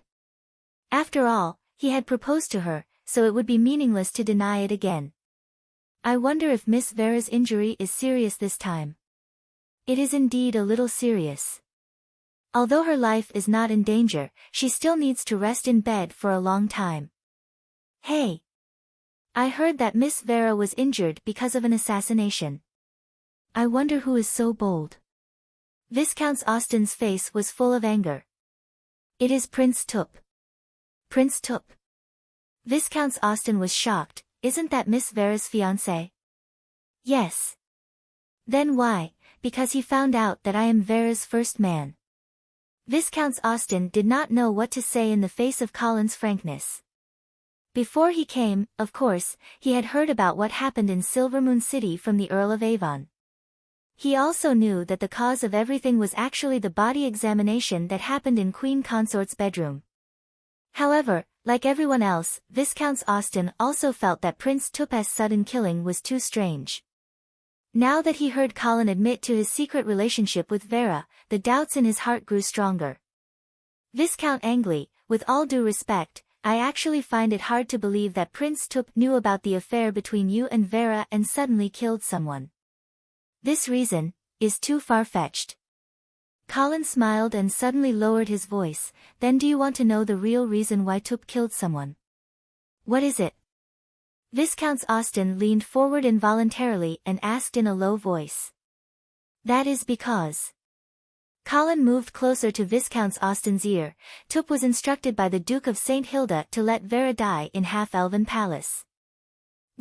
How is this possible? Viscount Austen's eyes widened in disbelief. But looking at Colin's serious expression and Queen Aisha's approving gaze next to him, Viscount Austen calmed down and pondered carefully. Suddenly, he realized with a start that this might really be true. So, the Duke of St. Hilda wanted to get an excuse to enter the Half-Elven Kingdom, yes. Colin's face was full of pain. I really did not want to see Miss Vera die, so I risked my life to save her. I see. Viscount Austen felt that the whole thing could be explained. But then he was puzzled again. Why did Colin tell him this? As if he could see the doubts in the Viscount Austen, Colin spoke again. Your Excellency, I am telling you this because I hope you can understand that I am now going against the will of the Duke of St. Hilda to save Miss Vera. And the Black Cavalry, unfortunately, they were also destroyed in the Shadow Canyon. So, now the Duke of St. Hilda's plan to plot against the Half-Elven Kingdom has basically failed completely. I am worried. Are you worried that the Duke of St. Hilda will vent his anger on you? Viscount Austen felt that he finally understood Colin's plan. Yes. Colin nodded repeatedly. After hesitating for a moment, he whispered again, I don't know if you can help me pass a message to Marquis Vincent. Please speak. Colin gritted his teeth as if he had finally made up his mind. I want to pledge my loyalty to the House of St. Prospero.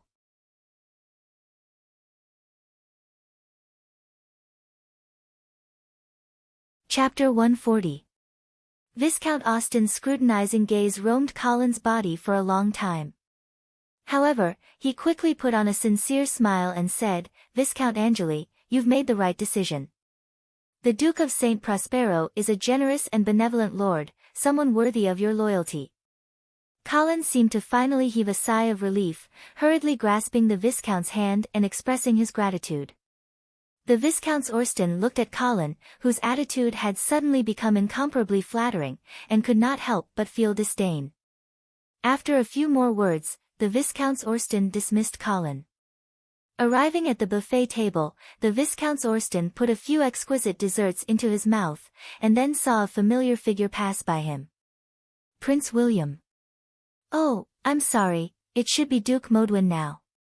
William, who had just been conferred the title of Duke Modwin by Queen Aisha, hurriedly bowed to the Viscount Austen with a smile. The two of them had met a few times before, and could be considered acquaintances. "Your Excellency Viscounts, welcome to Silvery Moon City again." "Ha, I'm also considered an old guest of Silvery Moon City. It's just that every time I come, there's a huge change here, especially this time." Duke Modwin's face revealed an awkward expression. Silvery Moon City had indeed changed a lot these days. He had also changed from the Prince William to the current Duke Modwin. "It's a little big. But don't worry. Our hospitality to our esteemed guests is still as warm as before." "Oh. Does this mean that there will be a beautiful half-elf female slave in my room tonight, just like in the past?" "Of course." The two of them looked at each other and smiled ambiguously. "Looks like you're doing well now," the Viscount Austen said with a smile. "It's all right." Duke Modwin's expression was unnatural. The Viscount Austen swirled the wine glass in his hand, and suddenly said coldly, "William, we're old friends. Tell me the truth, are you really willing to be a duke?" Duke Modwin's heart trembled, and he immediately looked around. Seeing that no one had noticed them, he let out a sigh of relief. "Your Excellency Viscounts, how can I not be willing? Her Majesty is still merciful to the House of Medea." The Viscount Austen chuckled, and said with disdain, "What queen? The Miller family is just usurpers. Since when did they have the right to be half-elves?" Duke Modwin was even more embarrassed. Because Viscount Austen's words included them as well. After all, to the former half-elf royal family, the Savoy family, the Mortewin family, were also usurpers. Looking at the silent Duke Modwin, the Viscount Austen already had a plan.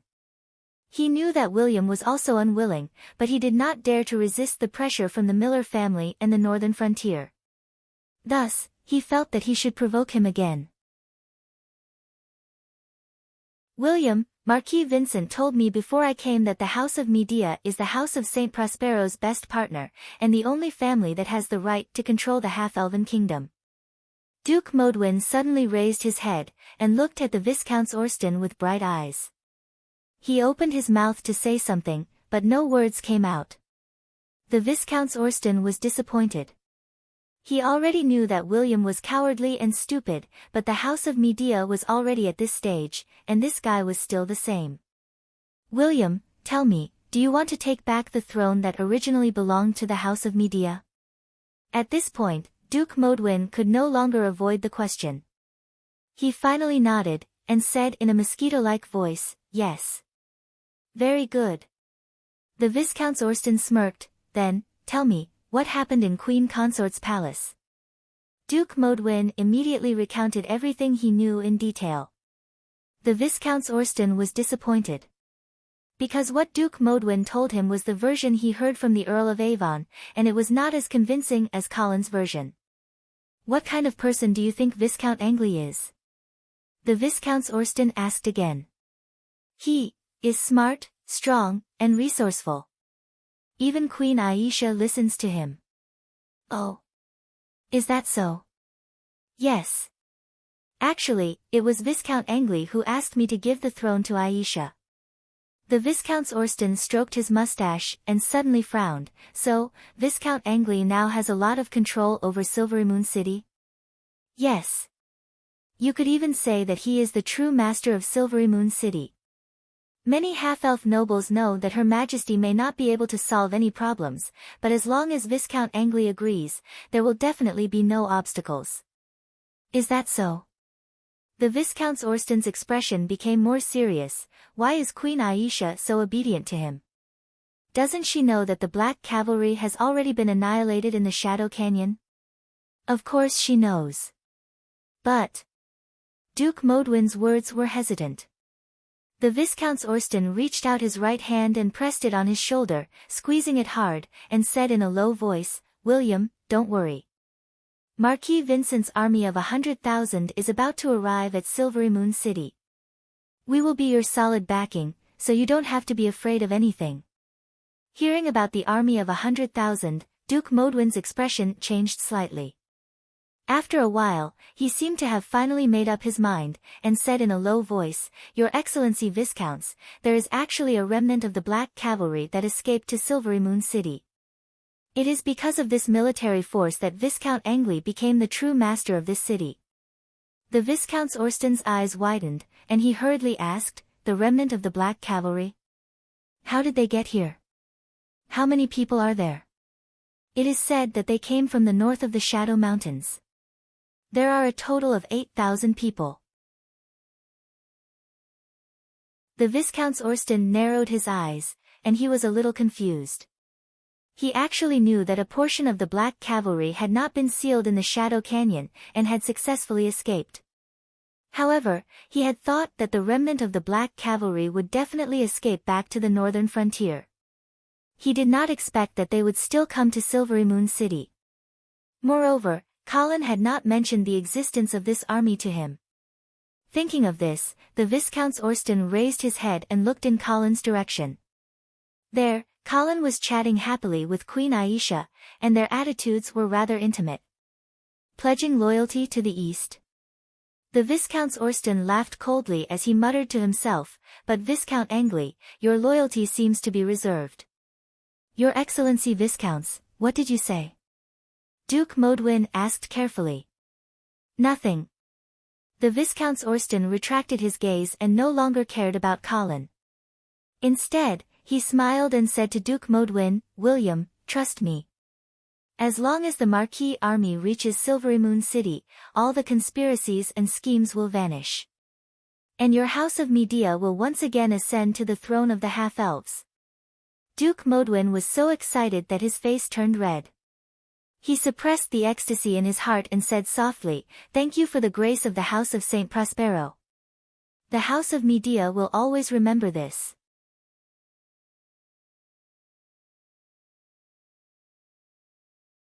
Chapter 141. As the night deepened, the banquet in the palace finally came to an end. After sending off the guests, Queen Aisha turned around and saw Duke Modwin standing in the shadows with a reserved expression. "Your Majesty, I have done as you requested." Queen Aisha smiled, "Very good.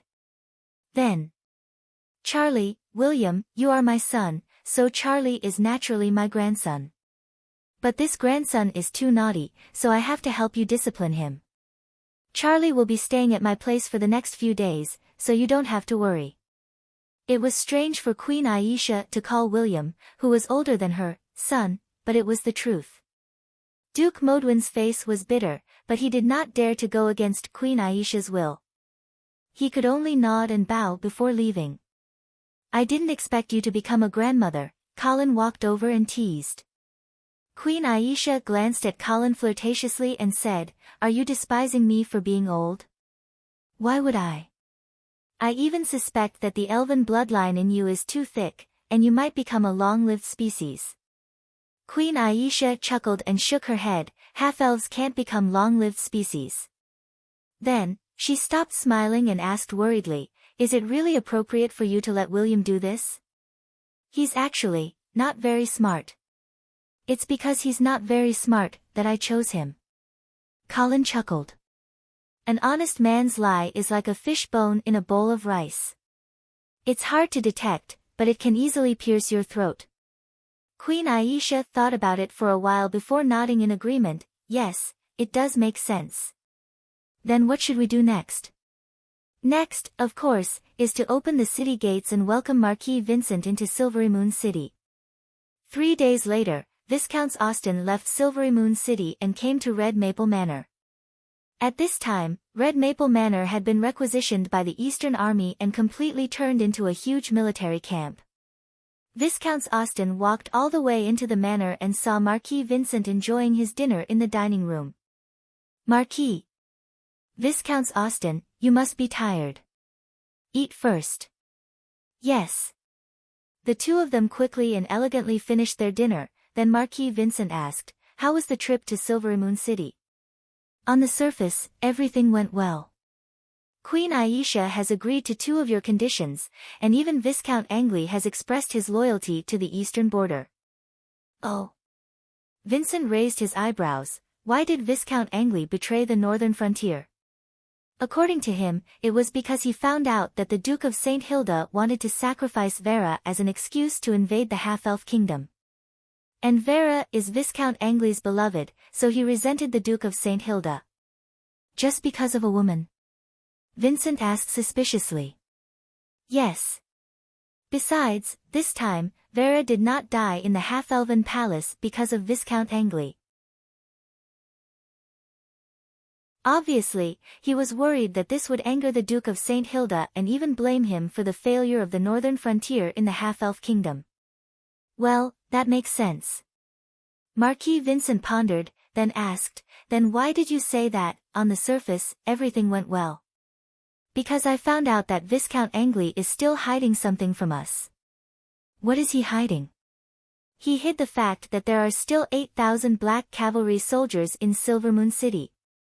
Black cavalry? Marquis Vincent suddenly sat up straight, his face solemn.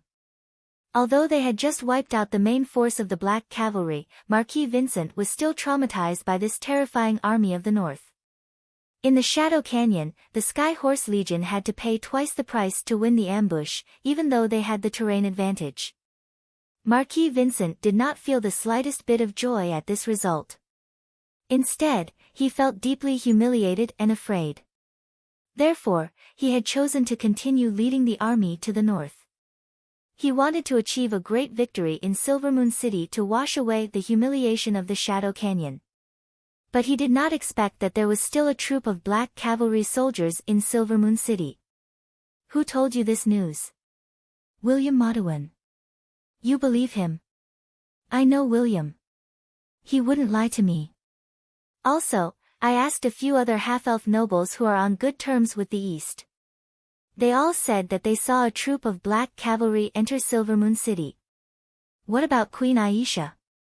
What's her attitude? I'm afraid that she's a puppet supported by the northern frontier. Her words can't be trusted. Marquis Vincent nodded and frowned, so they're just pretending that they want us to submit to them. They want to numb us.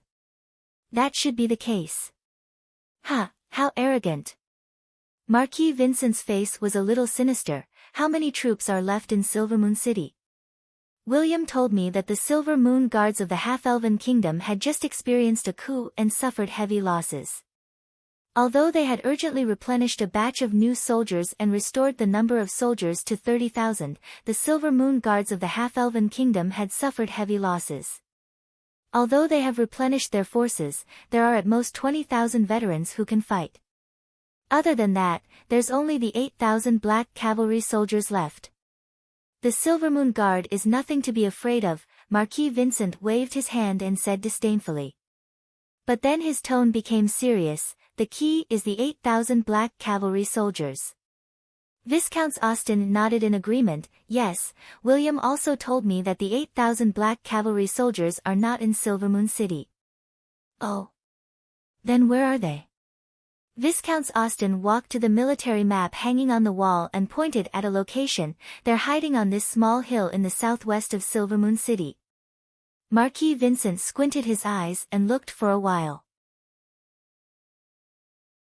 Suddenly, he laughed. It seems that the northern frontier is planning to lure us into Silvermoon City and then control us when we're unprepared. Then, the black cavalry soldiers hiding outside the city will suddenly attack from behind and crush our army. The Marquis is wise. Marquis Vincent snorted and said disdainfully, "Such a clumsy plan." "Hee, it seems that Viscount Angley, who is said to be under the tutelage of Marquis Garcia, is only a so-so." "Of course," Viscount Austin said flatteringly. "Moreover, even Marquis Garcia was defeated by the Marquis. What can a Viscount Angley do?" Marquis Vincent raised his chin and ordered loudly with a smug look on his face, "I'll give you 40,000 men. Tomorrow, set off for Silvermoon City. When you arrive, surround the city. No matter how the half-elves and the northern frontier lure you, don't enter the city. Seal off Silvermoon City and don't let a single soldier out. I'll personally lead 60,000 men to kill the remaining black cavalry soldiers hiding outside the city. This time, I want the black cavalry to completely disappear from this continent." "Yes, Marquis."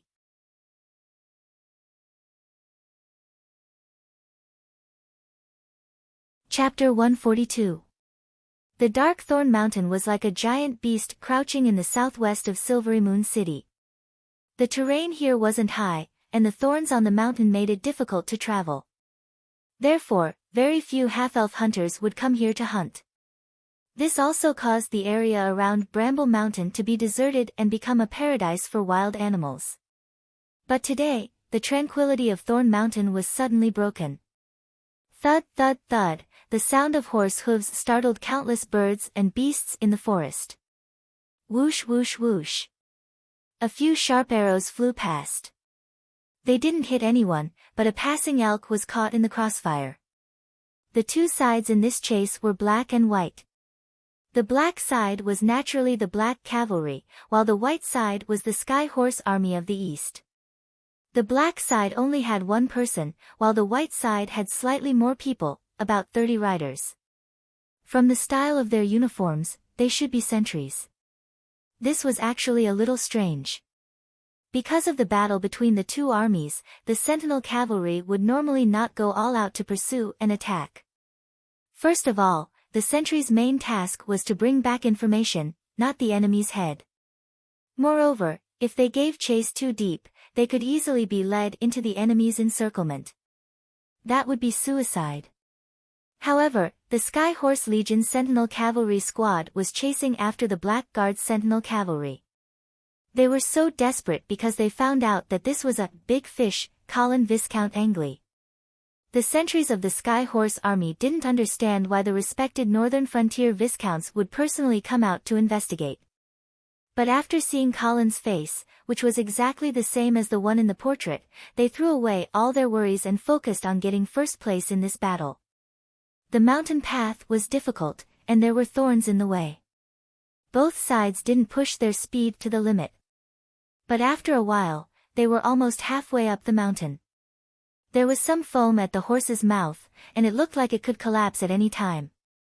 Colin reached out to touch the horse's neck, and found that the warhorse under him was sweating profusely. It was obviously going to die soon. Half-elf warhorses really couldn't compare to the good horses of the northern frontier. Colin secretly ridiculed. At this moment, the warhorse under him suddenly staggered and rolled on the ground. The crisp sound of bones breaking was exceptionally ear-piercing.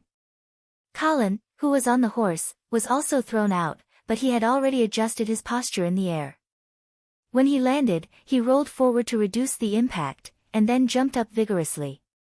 "Quick, catch him!" The pursuing sentries of the eastern region immediately rushed forward as if they had been injected with chicken blood. Colin calmly pulled out the blade of judgment from his waist and faced the dozen or so fast horses that were charging at him.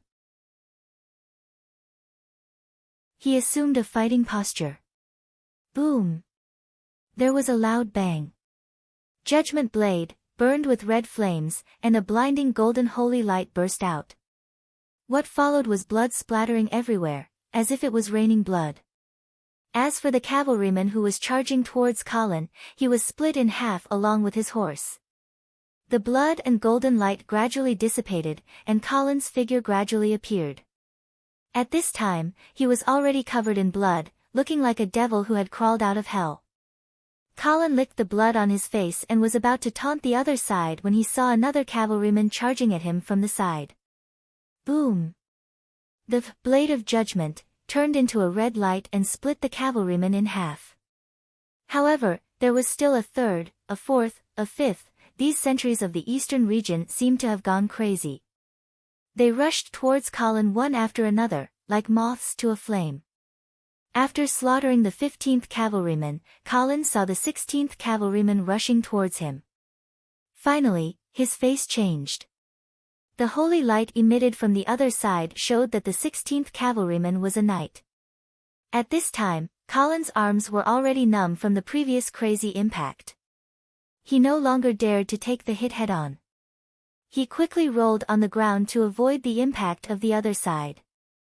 At this time, he finally understood why a high-grade knight couldn't escape death when surrounded by an army. Just when Colin was thinking about whether to transform or not, the sound of hooves was heard again from the forest. Soon, more than a dozen black-armored cavalrymen appeared on the battlefield. Protect Viscount Angley. Seeing this, the sentries of the eastern region knew that they would not be able to catch this big fish today. They immediately turned their horses around and fled down the mountain. Sir Viscounts, are you okay? I'm fine. Colin put away his sword and shouted to the cavalrymen who tried to chase, don't chase, let them escape. Yes. Sir, a large number of eastern region troops have gathered at the foot of the mountain. We have been surrounded. Do you want to break out immediately? Colin touched the blood on his face and shook his head, no, it's not time yet. Yes. Colin looked at the other side's young but determined face and suddenly asked, what's wrong? Are you afraid? The sentries of the Black Cavalry decisively shook their head, Sir, the Black Cavalry is never afraid of battle. Colin raised his eyebrows, even if it's a fight to the death, you're not afraid? Not afraid. The young sentries of the Black Cavalry straightened their chest with a natural look. Colin stared at the other side's eyes and then looked around. He found that there was no trace of fear in the eyes of the Black Cavalry soldiers. His mood suddenly became very complicated. After hesitating for a moment, he whispered, you will really die in this battle. Bang! The sentries of the Black Cavalry heavily patted their chest armor and shouted, as long as we can take revenge for the Shadow Canyon, we will die without regrets. Die without regrets. Die without regrets. Looking at the impassioned faces in front of him, Colin suddenly felt something surging in his heart. Perhaps this was the real reason why the Black Guards were undefeatable and invincible. Colin took a deep breath and solemnly clasped his right hand on his chest. He saluted the crowd and loudly said, I promise you that I will fight with you until the last moment. Moreover, this army of the eastern region will be destroyed in the half-elven kingdom. At the foot of Thorn Mountain, in the Sky Horse Legion's camp. A knight quickly walked into the temporary command post and hurriedly saluted, Sir Marquis, I have found Viscount Angley's traces in Thorn Mountain. Marquis Vincent's eyes lit up, are you sure? Yes, I have fought with him before. Good. Marquis Vincent excitedly slammed the table, stood up, and walked back and forth in the tent. Combining the information of the other sentries, there was indeed an army of more than 8,000 hidden in Thorn Mountain. Now that he had found traces of Colin, Marquis Vincent could basically confirm that the remnants of the Black Cavalry were hiding in this mountain. Ha, this Colin Angley is really stupid. He actually hid his army in such a dangerous place. Moreover, he lacks the courage to make a decision. If he had decisively led his army out earlier, perhaps some of them could have escaped. Unfortunately, the net is already set. He can't escape even if he wants to. After a while, he stood still and ordered, pass down my orders. Defend the foot of the mountain. Don't let any of the Black Cavalry escape. Also, have the soldiers cut down trees and collect weeds. Tomorrow morning, I will burn down this mountain. Yes.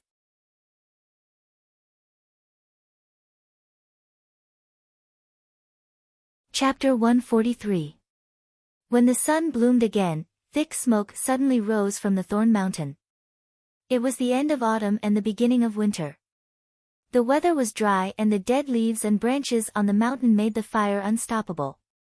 Looking down from the sky, at this time, at the foot of the Thorn Mountain, a fire dragon had risen and was spreading at an extremely fast speed. People who had experienced a fire would understand that the fire was indeed terrible, but what was more terrible was the thick smoke caused by the fire. It was the real culprit with the most destructive power. As the fire and smoke continued to rush to the top of the mountain, screams, neighs, and shouts finally made the Thorn Mountain boil. The army on the mountain could no longer continue to hide. Without the command of the officer, they immediately rushed down the mountain.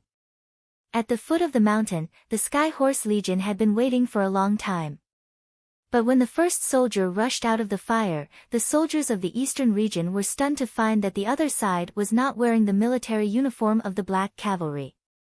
In fact, he was not even human. He was a half-elf. As more and more half-elf soldiers rushed down the mountain, the soldiers of the eastern region were confused. Wasn't it said that the Black Cavalry was hiding on the Thorn Mountain? How come all the soldiers rushing out were half-elves? However, although the soldiers of the eastern region were puzzled, their hands did not slow down. They immediately shot arrows at the half-elves who were rolling on the ground. The transmission of information on the battlefield was always a bit delayed. At this time, the soldiers of the eastern region did not realize the seriousness of the problem. Most of them were still thinking, maybe the Black Cavalry rushed out from another direction. However, what they did not know was that almost all the soldiers rushing down from the Thorn Mountain were half-elves. The word, almost, was because there was only one group of Black Cavalry rushing out from the foot of the mountain in the southwest. There were not many of them, only 100. But this already made the soldiers of the eastern region very excited. Not to mention, there was a big fish in this group of Black Cavalry. That is Colin Angeli. Quick, don't let him escape. Colin led a group of Black Cavalry, at this time, like a tiger rushing down the mountain, with an indomitable momentum, crashed into the Sky Horse Legion's position. Bang! Blood splattered everywhere, and severed limbs flew everywhere. This confrontation had just begun, but it had already entered the most desperate stage. However, the Black Cavalry were too few in number. Although they had broken through the Sky Horse Legion's defensive line, most of them were trapped in the enemy's position. Only a few cavalrymen followed behind Colin and stubbornly rushed out. Quick, inform the cavalry to pursue. The Sky Horse Legion also had cavalry. Although there weren't many of them and they weren't as famous as the Black Cavalry, they were more than enough to surround and intercept the Black Cavalry's scattered soldiers. Sharp whistles kept echoing in the forest, and a team of Eastern cavalry began to gather at the periphery of the Thorn Mountain. Colin and his men didn't dare to look back. They kept drilling into the lush forest, trying to create trouble for their pursuers. However, there were still too many pursuers. Arrows flew past them one after another, occasionally taking the life of one of their companions. He didn't know how far he had run. When Colin looked back, he found that there were only 3 Black Cavalry soldiers left behind him. However, the pursuers behind them were like corpses, and they couldn't get rid of them. There were even sharp whistles coming from the front, which should be the Eastern Cavalry's encirclement. Facing this desperate situation, the last 3 Black Cavalry soldiers exchanged glances with each other and suddenly stopped their horses. Colin heard the horses neigh and quickly looked back. He saw that the 3 men had already slowly turned their horses around and assumed a charging posture. What are you doing? Sir Viscounts, we are helping you block the pursuers. Nay, Colin also immediately stopped his horse and turned back to the 3 men. Lord Viscount, you have to run. Colin shook his head. I promised you that I would fight with you until the last moment. Sir Viscounts, don't say any more. I just hope that you don't hate me for bringing you to this place of death. No, Sir Viscounts, we are willing to do this. As long as your plan can be carried out smoothly, as long as the Shadow Canyon can be avenged, any price we pay is worth it. Colin didn't know what to say at this time. Taking a deep breath, he quickly pulled out his sword and roared, Don't worry, they will all die. With Colin's roar, the 4 men and 4 horses rushed toward the hundreds of Eastern cavalry soldiers. Heroes are respectable, but heroes are not invincible. Soon, of the 4 heroes, only Colin was left standing alone in the encirclement of hundreds of Eastern cavalry soldiers. Viscount Angley, put down your weapon, kneel down and surrender. According to the aristocratic law, we will give you preferential treatment. You can also write a letter back to the Angeli family and ask them to bring enough gold coins to redeem you. The leader of the Eastern cavalry shouted at Colin with an unconcealable pride on his face. But soon, his face changed. Because Colin didn't pay attention to his persuasion. Instead, he indifferently pulled out the arrows that were stuck in his body one by one. The Eastern cavalry frowned, the other side's irreverent attitude obviously made him unhappy. Viscount Angley, don't make a futile struggle. You have lost this battle. We lost. Colin finally spoke. There was no fear or loss in his voice. So, you think you have won? The Eastern cavalry was speechless for a while, thinking that the young viscounts in front of him didn't have a brain damaged by smoke. How could he ask such a stupid question? Colin had pulled out all the arrows in his body. He then pointed to the 3 black cavalry soldiers' bodies at his feet and asked, with these brave warriors, how can you win? The Eastern cavalry snorted and strode forward, ready to wake up the northern frontier viscounts who was still intoxicated in his own fantasy and couldn't recognize reality. But as he approached Colin step by step, he found that the other side's momentum was rising rapidly. It even gave him the illusion that the other side's body was rapidly growing taller. However, this was not an illusion. Colin was really growing taller. Kacha! The original armor could no longer accommodate the expanding body, and it was instantly torn apart. The Eastern cavalry was stunned to see the sudden appearance of the little giant in front of him. For a moment, he even forgot to escape. Did you win? Colin opened his bloody mouth and roared as he smashed his fist down. Bang! In an instant, the Eastern cavalry was completely smashed into a meat paste. Devil! Devil! The rest of the Eastern cavalry was suddenly scared. It wasn't until Colin flapped his huge bat wings and arrived in front of them that they realized that they had to run away. However, how could those running on the ground be faster than those flying in the sky? After the transformation, Colin was like a god of death, constantly harvesting one fresh life after another. When the other Eastern cavalry arrived, they could only stare at the blood and broken corpses on the ground. What just happened here? A massacre?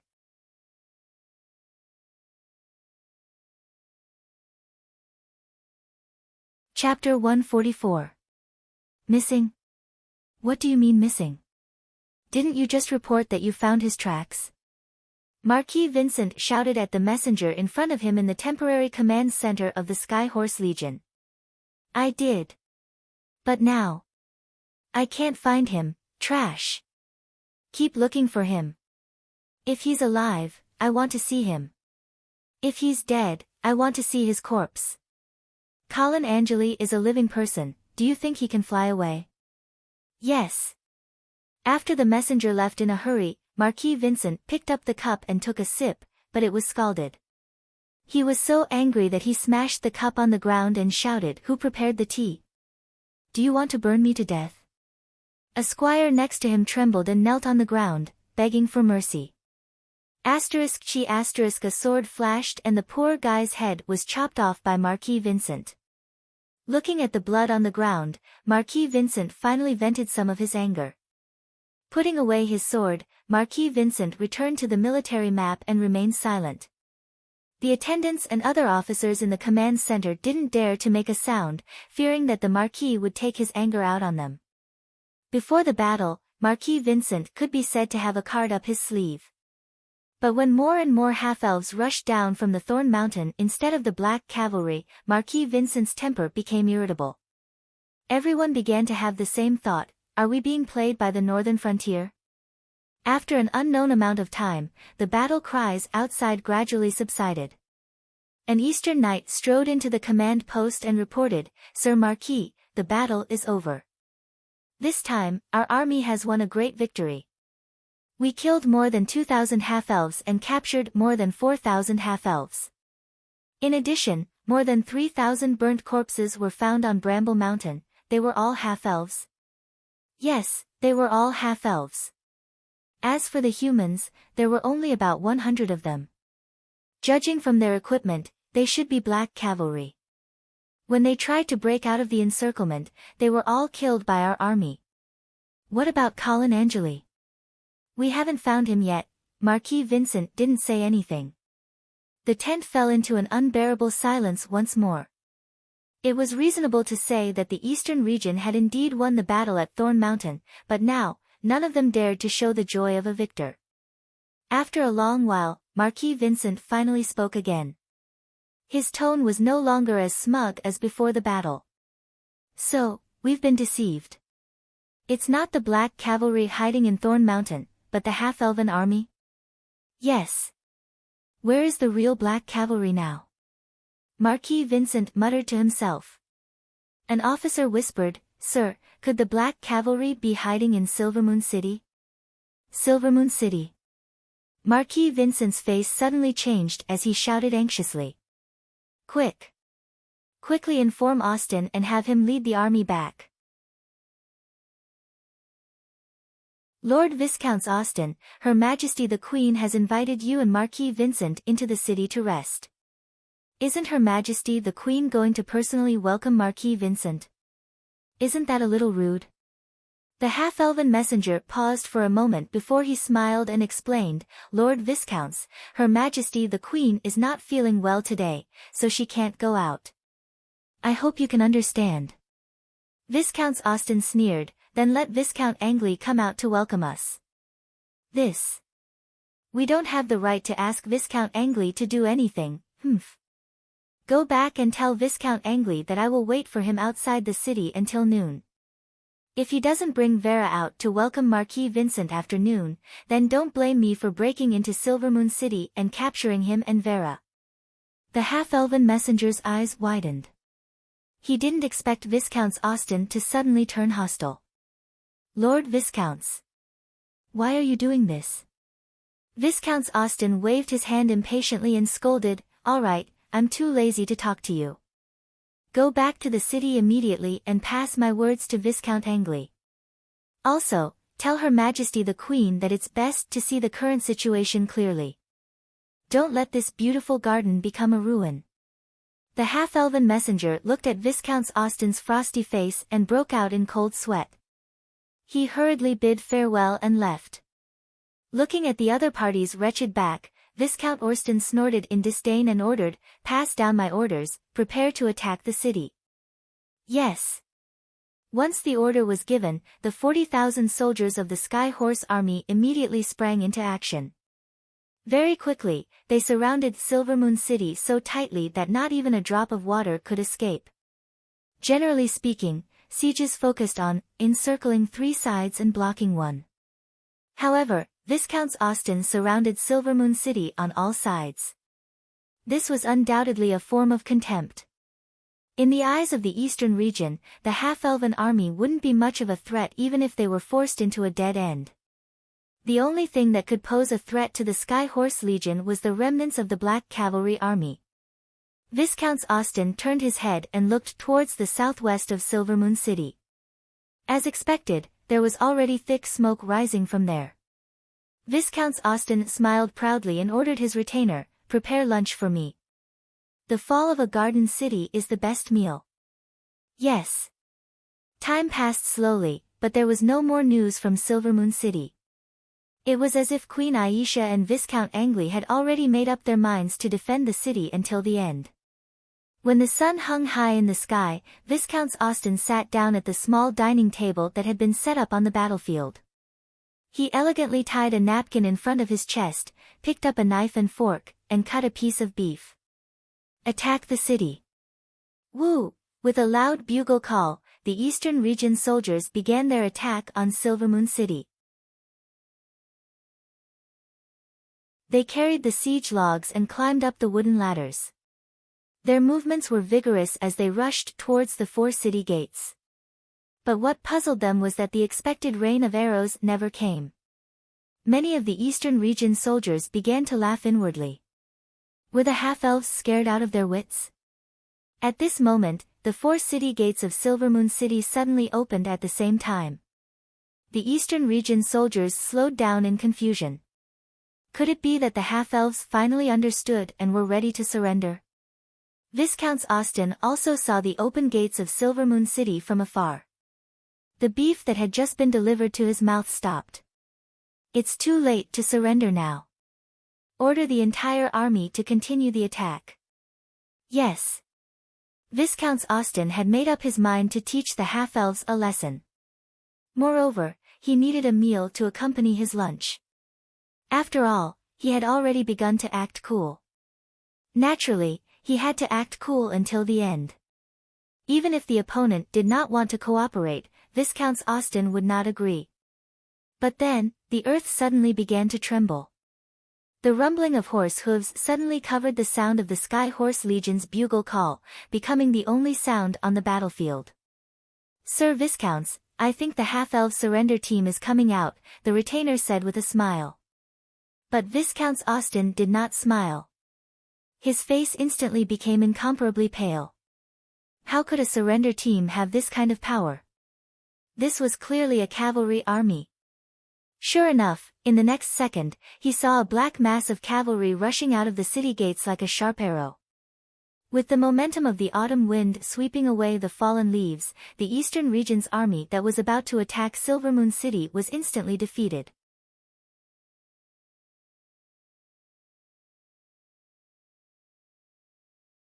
Chapter 145. Clatter. Viscount Austen's steak fell onto his plate. The sauce splattered onto the napkin in front of his chest, and some even splashed onto his expensive suit. Viscount Austen wasn't in the mood to care about his suit. He only felt his hands and feet go cold, and his mind blank. Why is the Black Cavalry here? Aren't they hiding in Thorn Mountain? Sir, the enemy cavalry has charged out. What should we do? The messenger saw the stunned Viscount Austen and couldn't help but rush him. Viscount Austen was shocked. He came back to his senses and quickly ordered, "Quick! Get the attacking troops to retreat. Gather the soldiers and fight the enemy." "Yes, sir." Although the order had been given, Viscount Austen didn't relax at all. Because he knew that the odds were against them in this battle. The Black Cavalry didn't have many soldiers, only 8,000.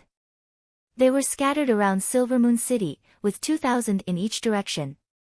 The Sky Horse Army had 40,000 soldiers outside Silvermoon City, with 10,000 in each direction. 2,000 against 10,000. It seemed that the Sky Horse Army still had the advantage in numbers. But in reality, the score couldn't be calculated like that. Firstly, the Black Cavalry was a cavalry unit, while the Sky Horse Army outside Silvermoon City was pure infantry. Infantry was naturally at a disadvantage against cavalry in the wild. The only way to win was to form a tight formation and counterattack with large shields, spears, bows, and other weapons. But at this time, the Sky Horse Legion had already set up a siege formation. In order to prevent the rain of arrows from causing a large number of casualties, the formation would be extremely scattered. Moreover, the weapons in the soldiers' hands were siege weapons, not large shields, spears, and other weapons to defend against cavalry attacks. Moreover, the 40,000 Sky Horse Army outside Silvermoon City weren't the real elites. The real elites had been brought to Thorn Mountain by Marquis Vincent to encircle the Black Cavalry. The 40,000 Sky Horse Army was originally prepared to fight the half-elves Silvermoon Guard. Of course, they wouldn't use elite troops. However, the heavens seemed to be playing a joke on them. The Black Cavalry did not appear in Thorn Mountain, but rushed out of Silvermoon City. Initially, I thought that my opponent would be a weakling with a combat power of 5. However, in the blink of an eye, Ultraman Tiga appeared. Viscount Austen's heart turned cold when he saw the Black Cavalry approaching him. His first thought was to run. However, his rationality told him that running away would only lead to worse consequences.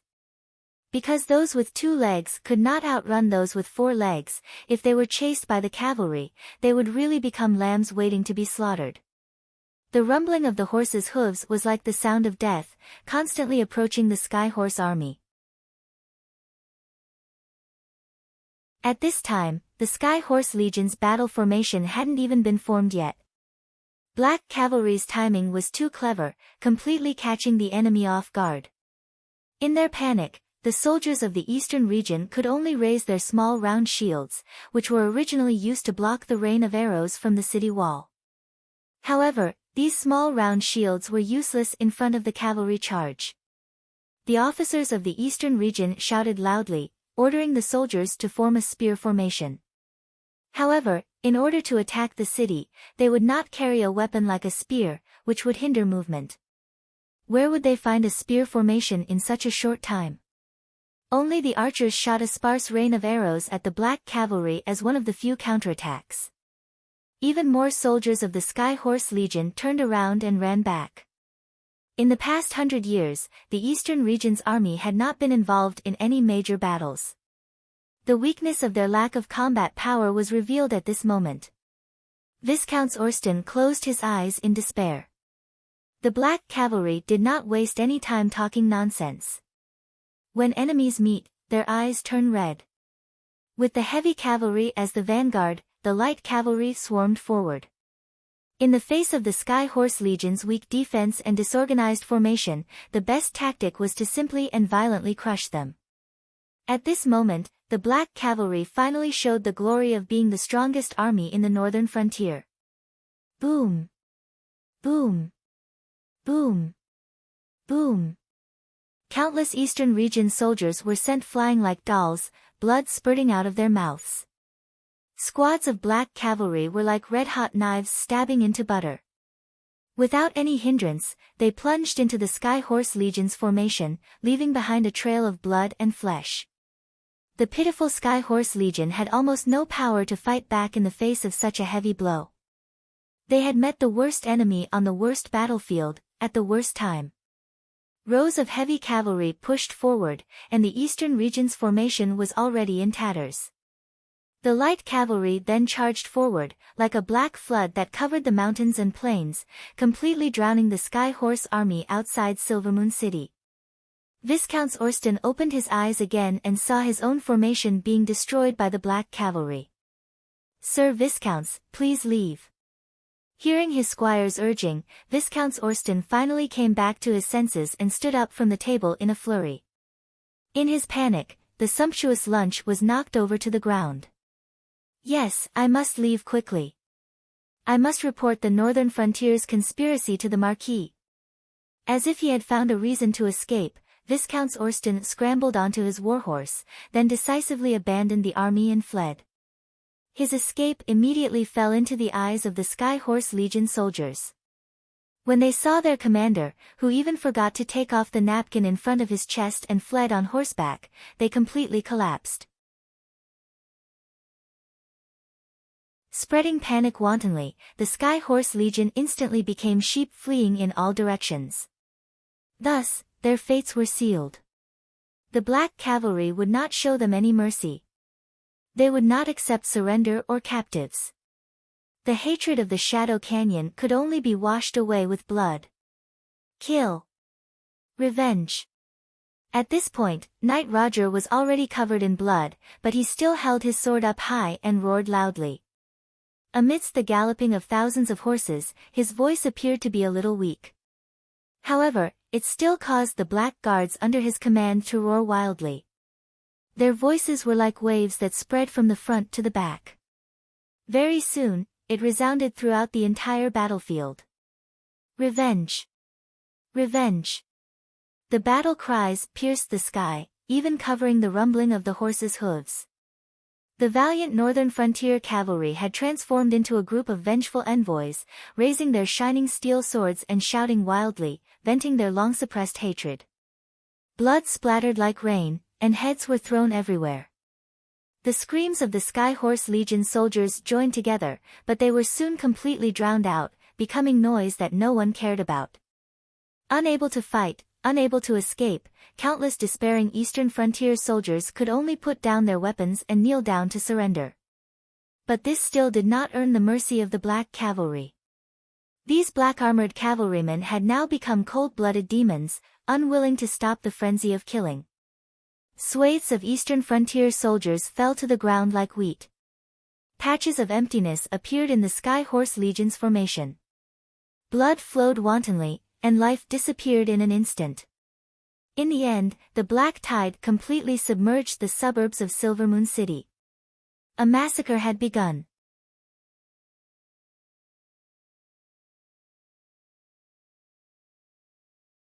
Chapter 146. At the foot of Thorn Mountain, Sky Horse Legion's camp. In the temporary command post, the atmosphere was so tense that it was suffocating. Viscount Orsten knelt on the ground with his head lowered, looking pathetic. He finally remembered to take off the napkin in front of his chest, but there was still some sauce on his dress. However, there was only sauce. There was no blood. It was hard to believe that he had escaped from the battlefield. Instead, he looked more like he had just returned from a failed fight. Viscount Orsten regretted it now. He should have stained his clothes with blood. It would have been better if he had injured himself. Just as he was letting his imagination run wild, Marquis Vincent finally moved. After suffering a series of setbacks, the Marquis of the Eastern region's temper had become more and more unpredictable. They thought that he would be furious after hearing the news of the 40,000 soldiers being annihilated. But who would have thought that Marquis Vincent would only quietly listen to Viscount Orsten's report and then faintly say, "Oh." It was as if Viscount Orsten had not brought back the news of defeat, but the anecdote of a terrible lunch. However, the long silence that followed made the officers of the Sky Horse Legion feel uneasy, as if there was a knife on their backs. Fortunately, Marquis Vincent stood up in the end. He slowly walked to Viscount Orsten and looked down at his once most capable assistant. There was no joy or anger in his eyes. Then, he pulled out the sword at his waist. Viscount Orsten was scared out of his wits. He knew that if he did not do anything, he might not be able to keep his life. Lord Marquis. Please listen to me. Speak. Marquis Vincent's face was calm, but his hands did not stop moving. Just as the long sword was about to cut his neck, Viscount Orsten hurriedly shouted, "Lord Marquis. I have a way to help you take down Silvermoon City. Please give me a chance to redeem myself." The long sword finally stopped. Marquis Vincent looked at Viscount Orsten, who was covered in cold sweat, and asked faintly, "What way?" Viscount Orsten let out a long breath. He suddenly felt that his pants were a little wet, however, he quickly reined in his thoughts. Viscount Orsten knew that this was his only chance. If he couldn't answer this question properly, he would definitely lose his life. "Lord Marquis, although our army was defeated by the Black Cavalry outside Silvermoon City, our soldiers' valiant counterattack has caused great casualties to the Black Cavalry. Please believe me, the remaining Black Cavalry troops that were already small in number don't have much fighting power left. As long as you give me another army, I will definitely help you take down Silvermoon City." Marquis Vincent didn't agree immediately after hearing the Viscount's words. At the same time, the sword in his hand was still resting on his opponent's shoulder. When the officers in the tent heard the words of Austen Viscounts, they all looked at him with disdain. Clearly, the Orsten Viscount's attire that was not stained with blood made it hard for people to believe that they had really fought back valiantly against the Black Cavalry and caused them great casualties. However, the Viscount Orsten felt that Marquis Vincent would believe him. Because he knew that Marquis Vincent had to believe him. Actually, the best choice for the Sky Horse Legion now was to retreat. However, this best choice was actually the worst choice for Marquis Vincent. He definitely couldn't accept such an outcome. In the Battle of Shadow Canyon, the Sky Horse Legion had all the advantages, but they had only won a Pyrrhic victory. This had already dealt a great blow to Marquis Vincent's prestige.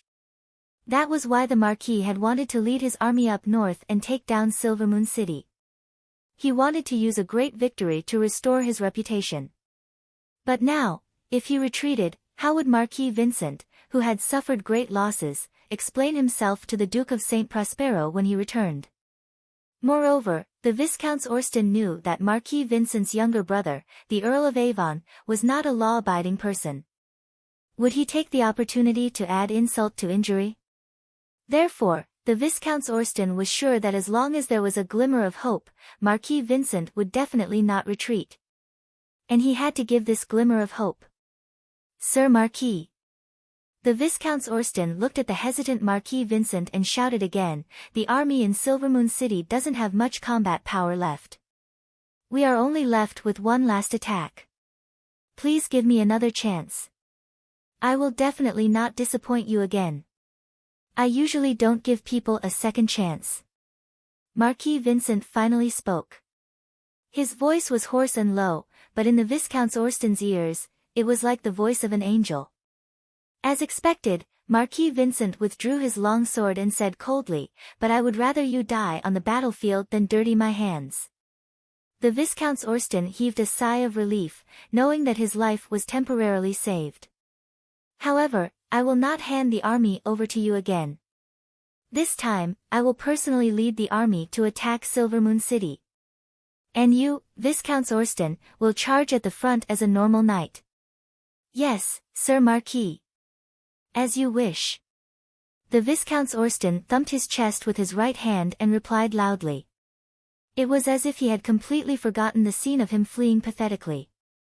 Marquis Vincent seemed to have regained the state he had before he entered Silvermoon City. His tone became impassioned once more. "My knights, my warriors. Please tell me if you still have the courage to follow me and attack the half-elf capital. We are willing to follow in your footsteps." None of the officers dared to oppose him now. This was because Marquis Vincent's sword had yet to be sheathed. They didn't want to become the target for him to establish his dominance. Seeing the officers respond to his call, a trace of disappointment flashed across Marquis Vincent's face. He had really been prepared to kill someone to establish his dominance. But he didn't think that they would all become so smart.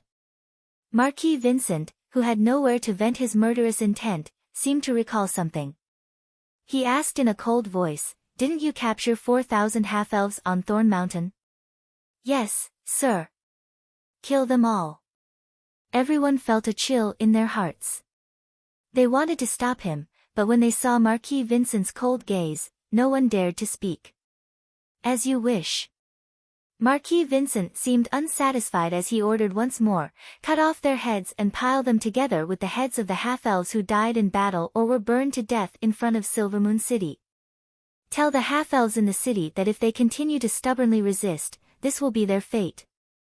"Lord Marquis, you can't do this." Finally, an officer stood up to dissuade him, "If you do this, you will enrage the half-elves and push them towards the northern frontier. Silvermoon City will definitely fight to the death, *chi. Unfortunately, before he could finish speaking, Marquis Vincent's sword pierced through his chest. Bang. The corpse fell to the ground. The thick smell of blood instantly filled the tent. Marquis Vincent's voice was like a demonic voice from hell. "Does anyone else have any objections?" "No." "Then hurry up and do it." "Yes." Viscount Austen, who was kneeling on the ground, felt his entire body turn cold, but he didn't dare to make a sound. He suddenly realized that from now on, the half-elves would only go further and further away from the eastern region.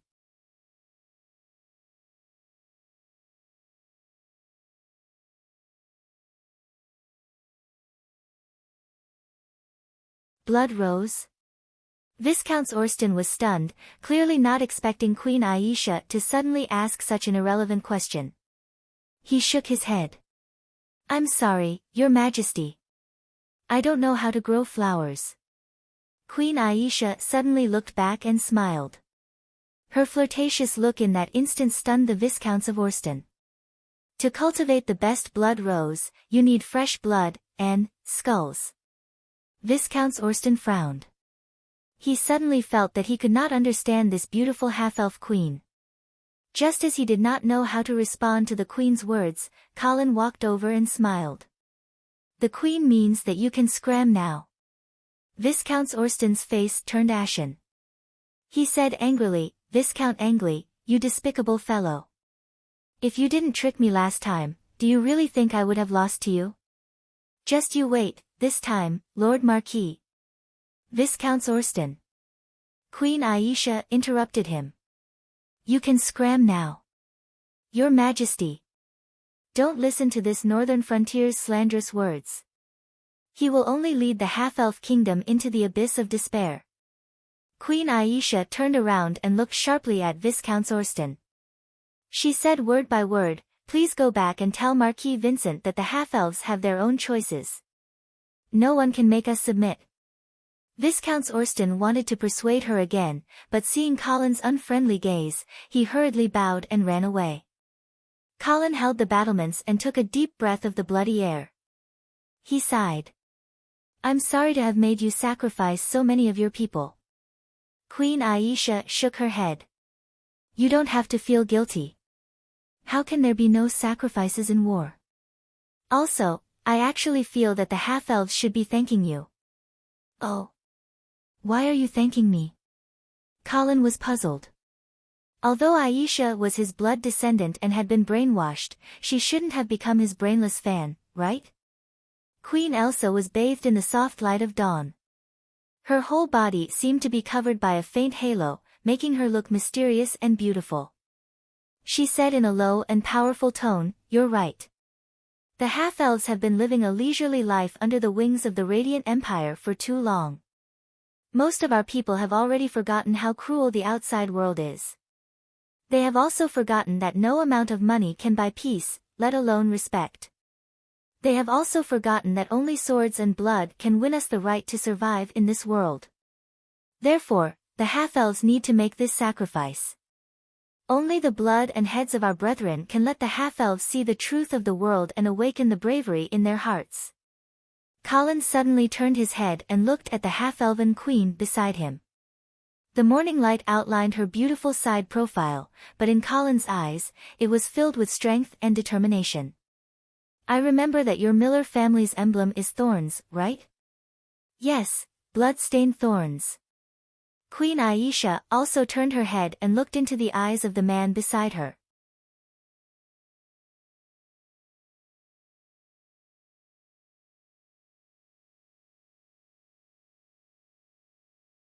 Chapter 148. The early winter in Silvermoon City was already quite cold. The cold wind that blew from time to time brought up a large amount of dust that covered the sky.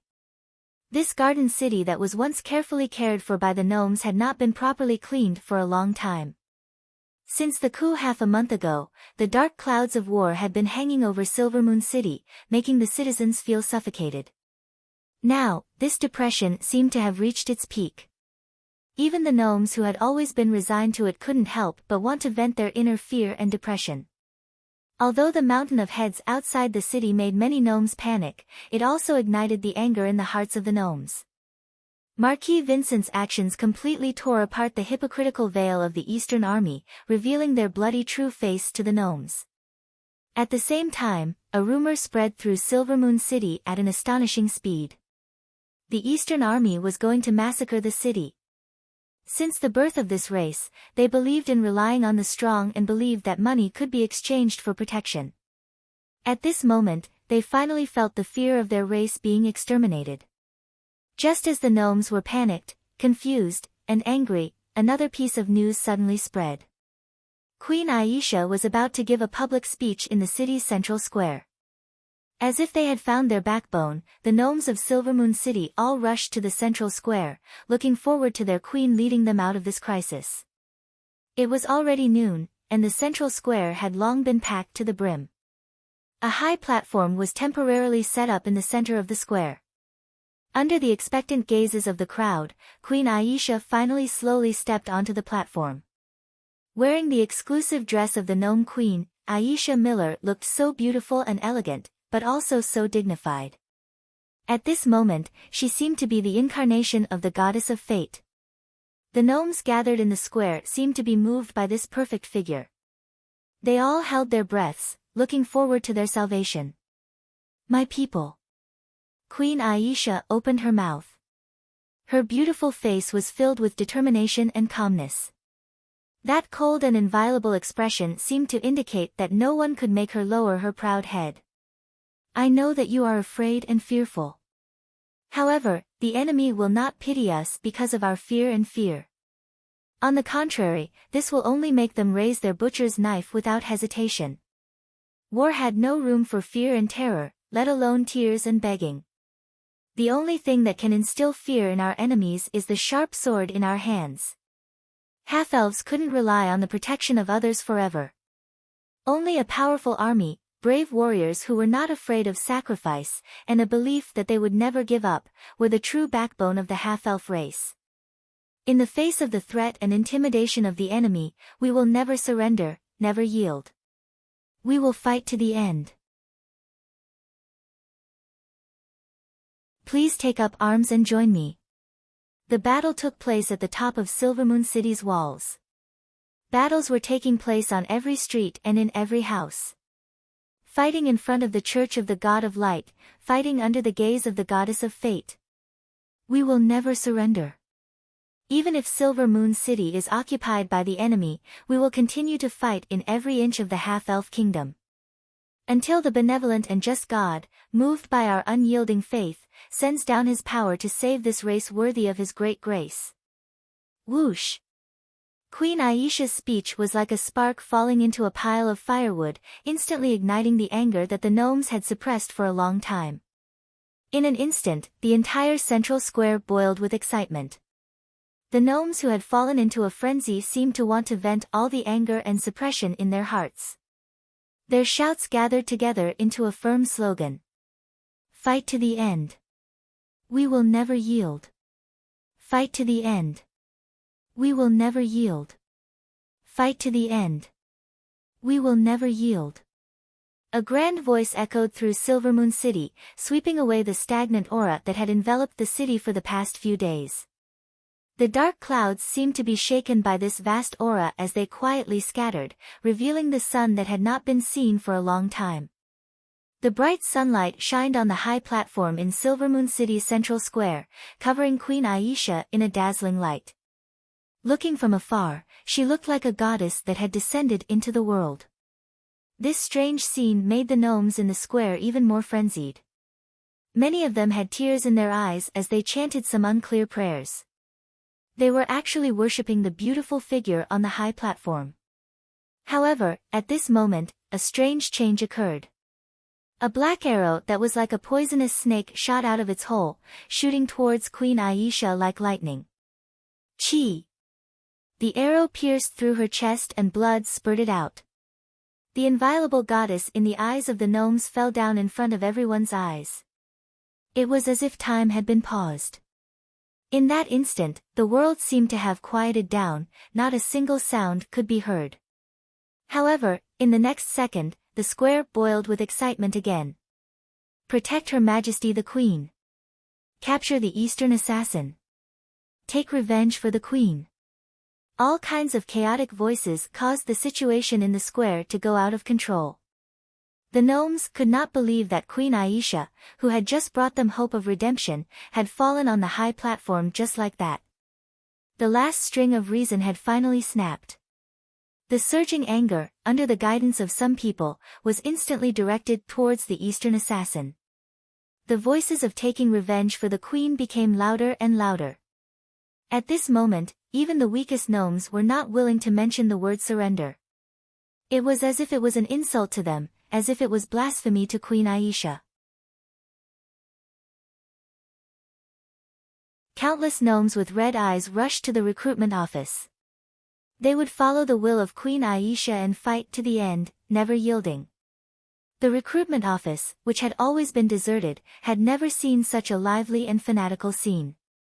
In just 5 hours, the 30,000 members of the Silvermoon Guard had been replenished. The gnomes who had not been able to join the army were even unwilling to leave. They were clamoring for the Ordnance Department to give them a weapon. Even if they could not join the army, they were willing to fight to the death for Queen Aisha. The gnomes, who had always been weak and afraid of war, under the influence of various factors, finally had their hidden blood aroused. At this moment, they seemed unstoppable and fearless. As this fanaticism continued to ferment, Colin even had to ask the officers of the Silvermoon Guard to restrain their subordinates. This barely stopped the gnomes, who had fallen into madness from wanting to rush out of Silvermoon City and fight to the death with the Eastern Assassin. However, the gnomes, who were filled with anger and had nowhere to vent it, still set fire to Silvermoon City. Of course, this was not because they were crazy and wanted to burn the city. It was because they wanted to destroy the wisteria on the city wall.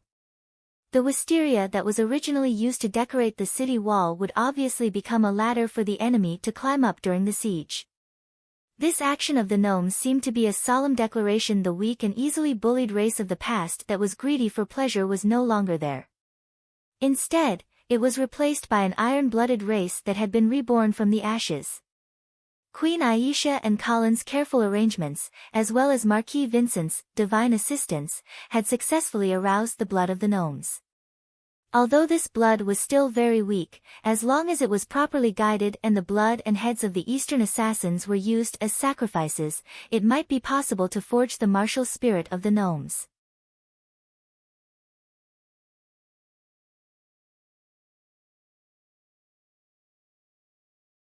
Chapter 149.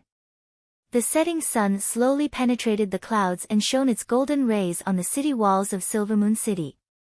The black smoke that rose in spirals was somewhat abrupt in the sunset, and the city walls that were charred black by the smoke were particularly ugly. The once beautiful and bustling city of gardens had in the blink of an eye lost its impetuousness and superficiality, replaced by a solemn and stirring temperament. Countless angry half-elves stood guard on the city walls, glaring at the Eastern army outside the city with their scarlet eyes, as if they wanted to swallow them alive. The 4 beautiful but fragile crystal gates were completely smashed, and a large amount of gravel and sand were used to completely block the entrance to show their determination not to surrender. Outside the half-elven palace, a large number of sorrowful half-elves gathered, quietly praying for Queen Aisha, unwilling to leave for a long time. Inside the palace, the atmosphere was equally solemn. Until a priestess came out of the palace and reported with a smile, "My lords, please don't worry. Her Majesty's life is not in danger, but her injuries are very serious, and it will take a long time for her to recover." The half-elven nobles who were bitterly waiting outside the palace breathed a sigh of relief. That's good, God of light bless us. Praise the goddess of fate." Then, the priestess hesitated, as if she didn't know if she should say the following words. Her expression fell into the eyes of the half-elven nobles, and they thought that there was something wrong with the queen, so they hurriedly urged her. "Is there anything else? Is there something wrong with Her Majesty's body?" At this critical moment, Queen Aisha was too important to the half-elves. At this time, only she could unite the half-elves, and only she could prevent this crazy race from completely losing control. Actually, what I want to say is good news. Seeing the anxious faces of the half-elven nobles, the priestess could only helplessly explain. Then all the more reason to say it. Yes, the half-elven kingdom needs good news now. Under the urging of the crowd, the priestess had to tell the truth. When I was examining Her Majesty's body, I accidentally found that she was pregnant. Pregnant? Her Majesty is pregnant? At this time, the expressions of the half-elves became a bit strange. A few half-elf nobles even began to sneak glances at Colin. The close relationship between Viscount Angley and Queen Aisha naturally could not be hidden from the eyes of those who were observant. Colin was also dumbfounded. Am I going to be a father? Was it a boy or a girl? So vampires also had the ability to reproduce. All kinds of complicated thoughts flooded Colin's mind in an instant, causing him to be at a loss. Until he saw the strange gazes of some half-elf nobles. Colin quickly put away the silly smile on his face, coughed a few times, and said with a smile, "Congratulations, Your Majesty. I didn't think that the old king would leave behind such a posthumous child. He should be able to rest in peace in the kingdom of heaven." "As if I'd believe you." Some clever half-elf nobles cursed inwardly. The old king was already half dead back then. How could he have the ability to impregnate Queen Aisha? If he really had the ability, would he have needed the queen to adopt Prince Tup? However, although they were cursing in their hearts, on the surface, the half-elf nobles nodded in agreement. "Yes, yes, the old king can rest in peace. Yes. At such a critical moment, this child must be the will of God. Yes, it must be the grace of the God of light." Seeing that they had already fallen out with the eastern region, these half-elf nobles did not dare to offend the northern frontier. So even if they knew that this child was most likely Colin's, the half-elf nobles could only pinch their noses and accept it. Colin nodded in satisfaction. He was very satisfied with these half-elf nobles who knew what was good for them. "All right, everyone quickly tell Her Majesty's people these 2 pieces of good news. Let them understand that God has not abandoned the half-elves." "Yes, yes. All of you are dismissed. I will go see Her Majesty." After saying this, Colin walked into the Queen's bedroom in an unyielding manner.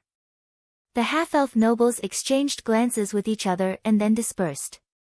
Walking into the bedroom alone, Colin waved to the maids and ordered, "All of you are dismissed." "Yes." At this time, Queen Aisha was lying quietly on the bed with a pure white thin quilt covering her body. Her beautiful face was like a delicate sculpture, and there was an indescribable strength in her weakness. After the maids left, the hall became quiet again. Queen Aisha, who was seriously injured and unconscious, sat up straight from the bed and looked at Colin with a smile. "We did it." There was a double meaning in her words.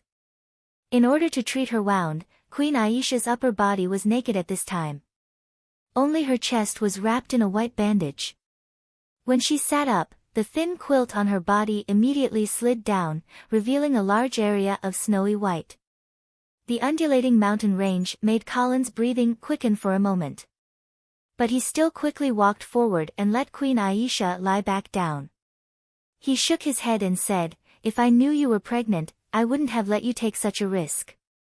Queen Aisha smiled indifferently. "It's okay, I can feel that the arrow didn't do much to me. The Blood Angel's divine power seems to have transformed me into another kind of creature." Colin's eyes flashed and asked, "Then recuperate well and drink more fresh blood." "Oh, right, didn't I ask you to try drinking the blood of some high-grade knights? Have you tried it?" "I have." "Are there any changes in your body?" "No, other than it being more delicious, it's no different from the blood of ordinary animals." "Ugh, it seemed that the blood descendants couldn't advance by drinking the blood of high-grade knights." Colin noted this point and then said, "Rest well for the next few days. Leave the rest to me." Queen Aisha shook her head firmly. "No, I want to appear in front of my people again." Colin couldn't help but laugh. "You're addicted to acting." Queen Aisha stuck out her small tongue and revealed a rare look of naivety. "It wasn't easy for us to arouse the blood of the half-elves. If we don't strike while the iron is hot, wouldn't it be a pity? Well, then tomorrow morning, you go to the city again." Colin sighed. "I now suspect that even if the Black Cavalry doesn't move, the Eastern Army outside the city won't be able to take down the current Silvermoon City." Queen Elsa smiled sweetly. She took Colin's hand and placed it on her flat belly, which was not yet obvious. She said affectionately, "I want to leave him a powerful half-elven kingdom." You're tuning in to the Blissful Bookshelf YouTube channel. We're so grateful for your support, and don't forget to subscribe to join us on this incredible journey through captivating stories. Your generosity through donations truly makes a world of difference, as it's the primary source of revenue that allows me to expand and enhance this channel for you. Thank you from the bottom of my heart for being a part of this adventure.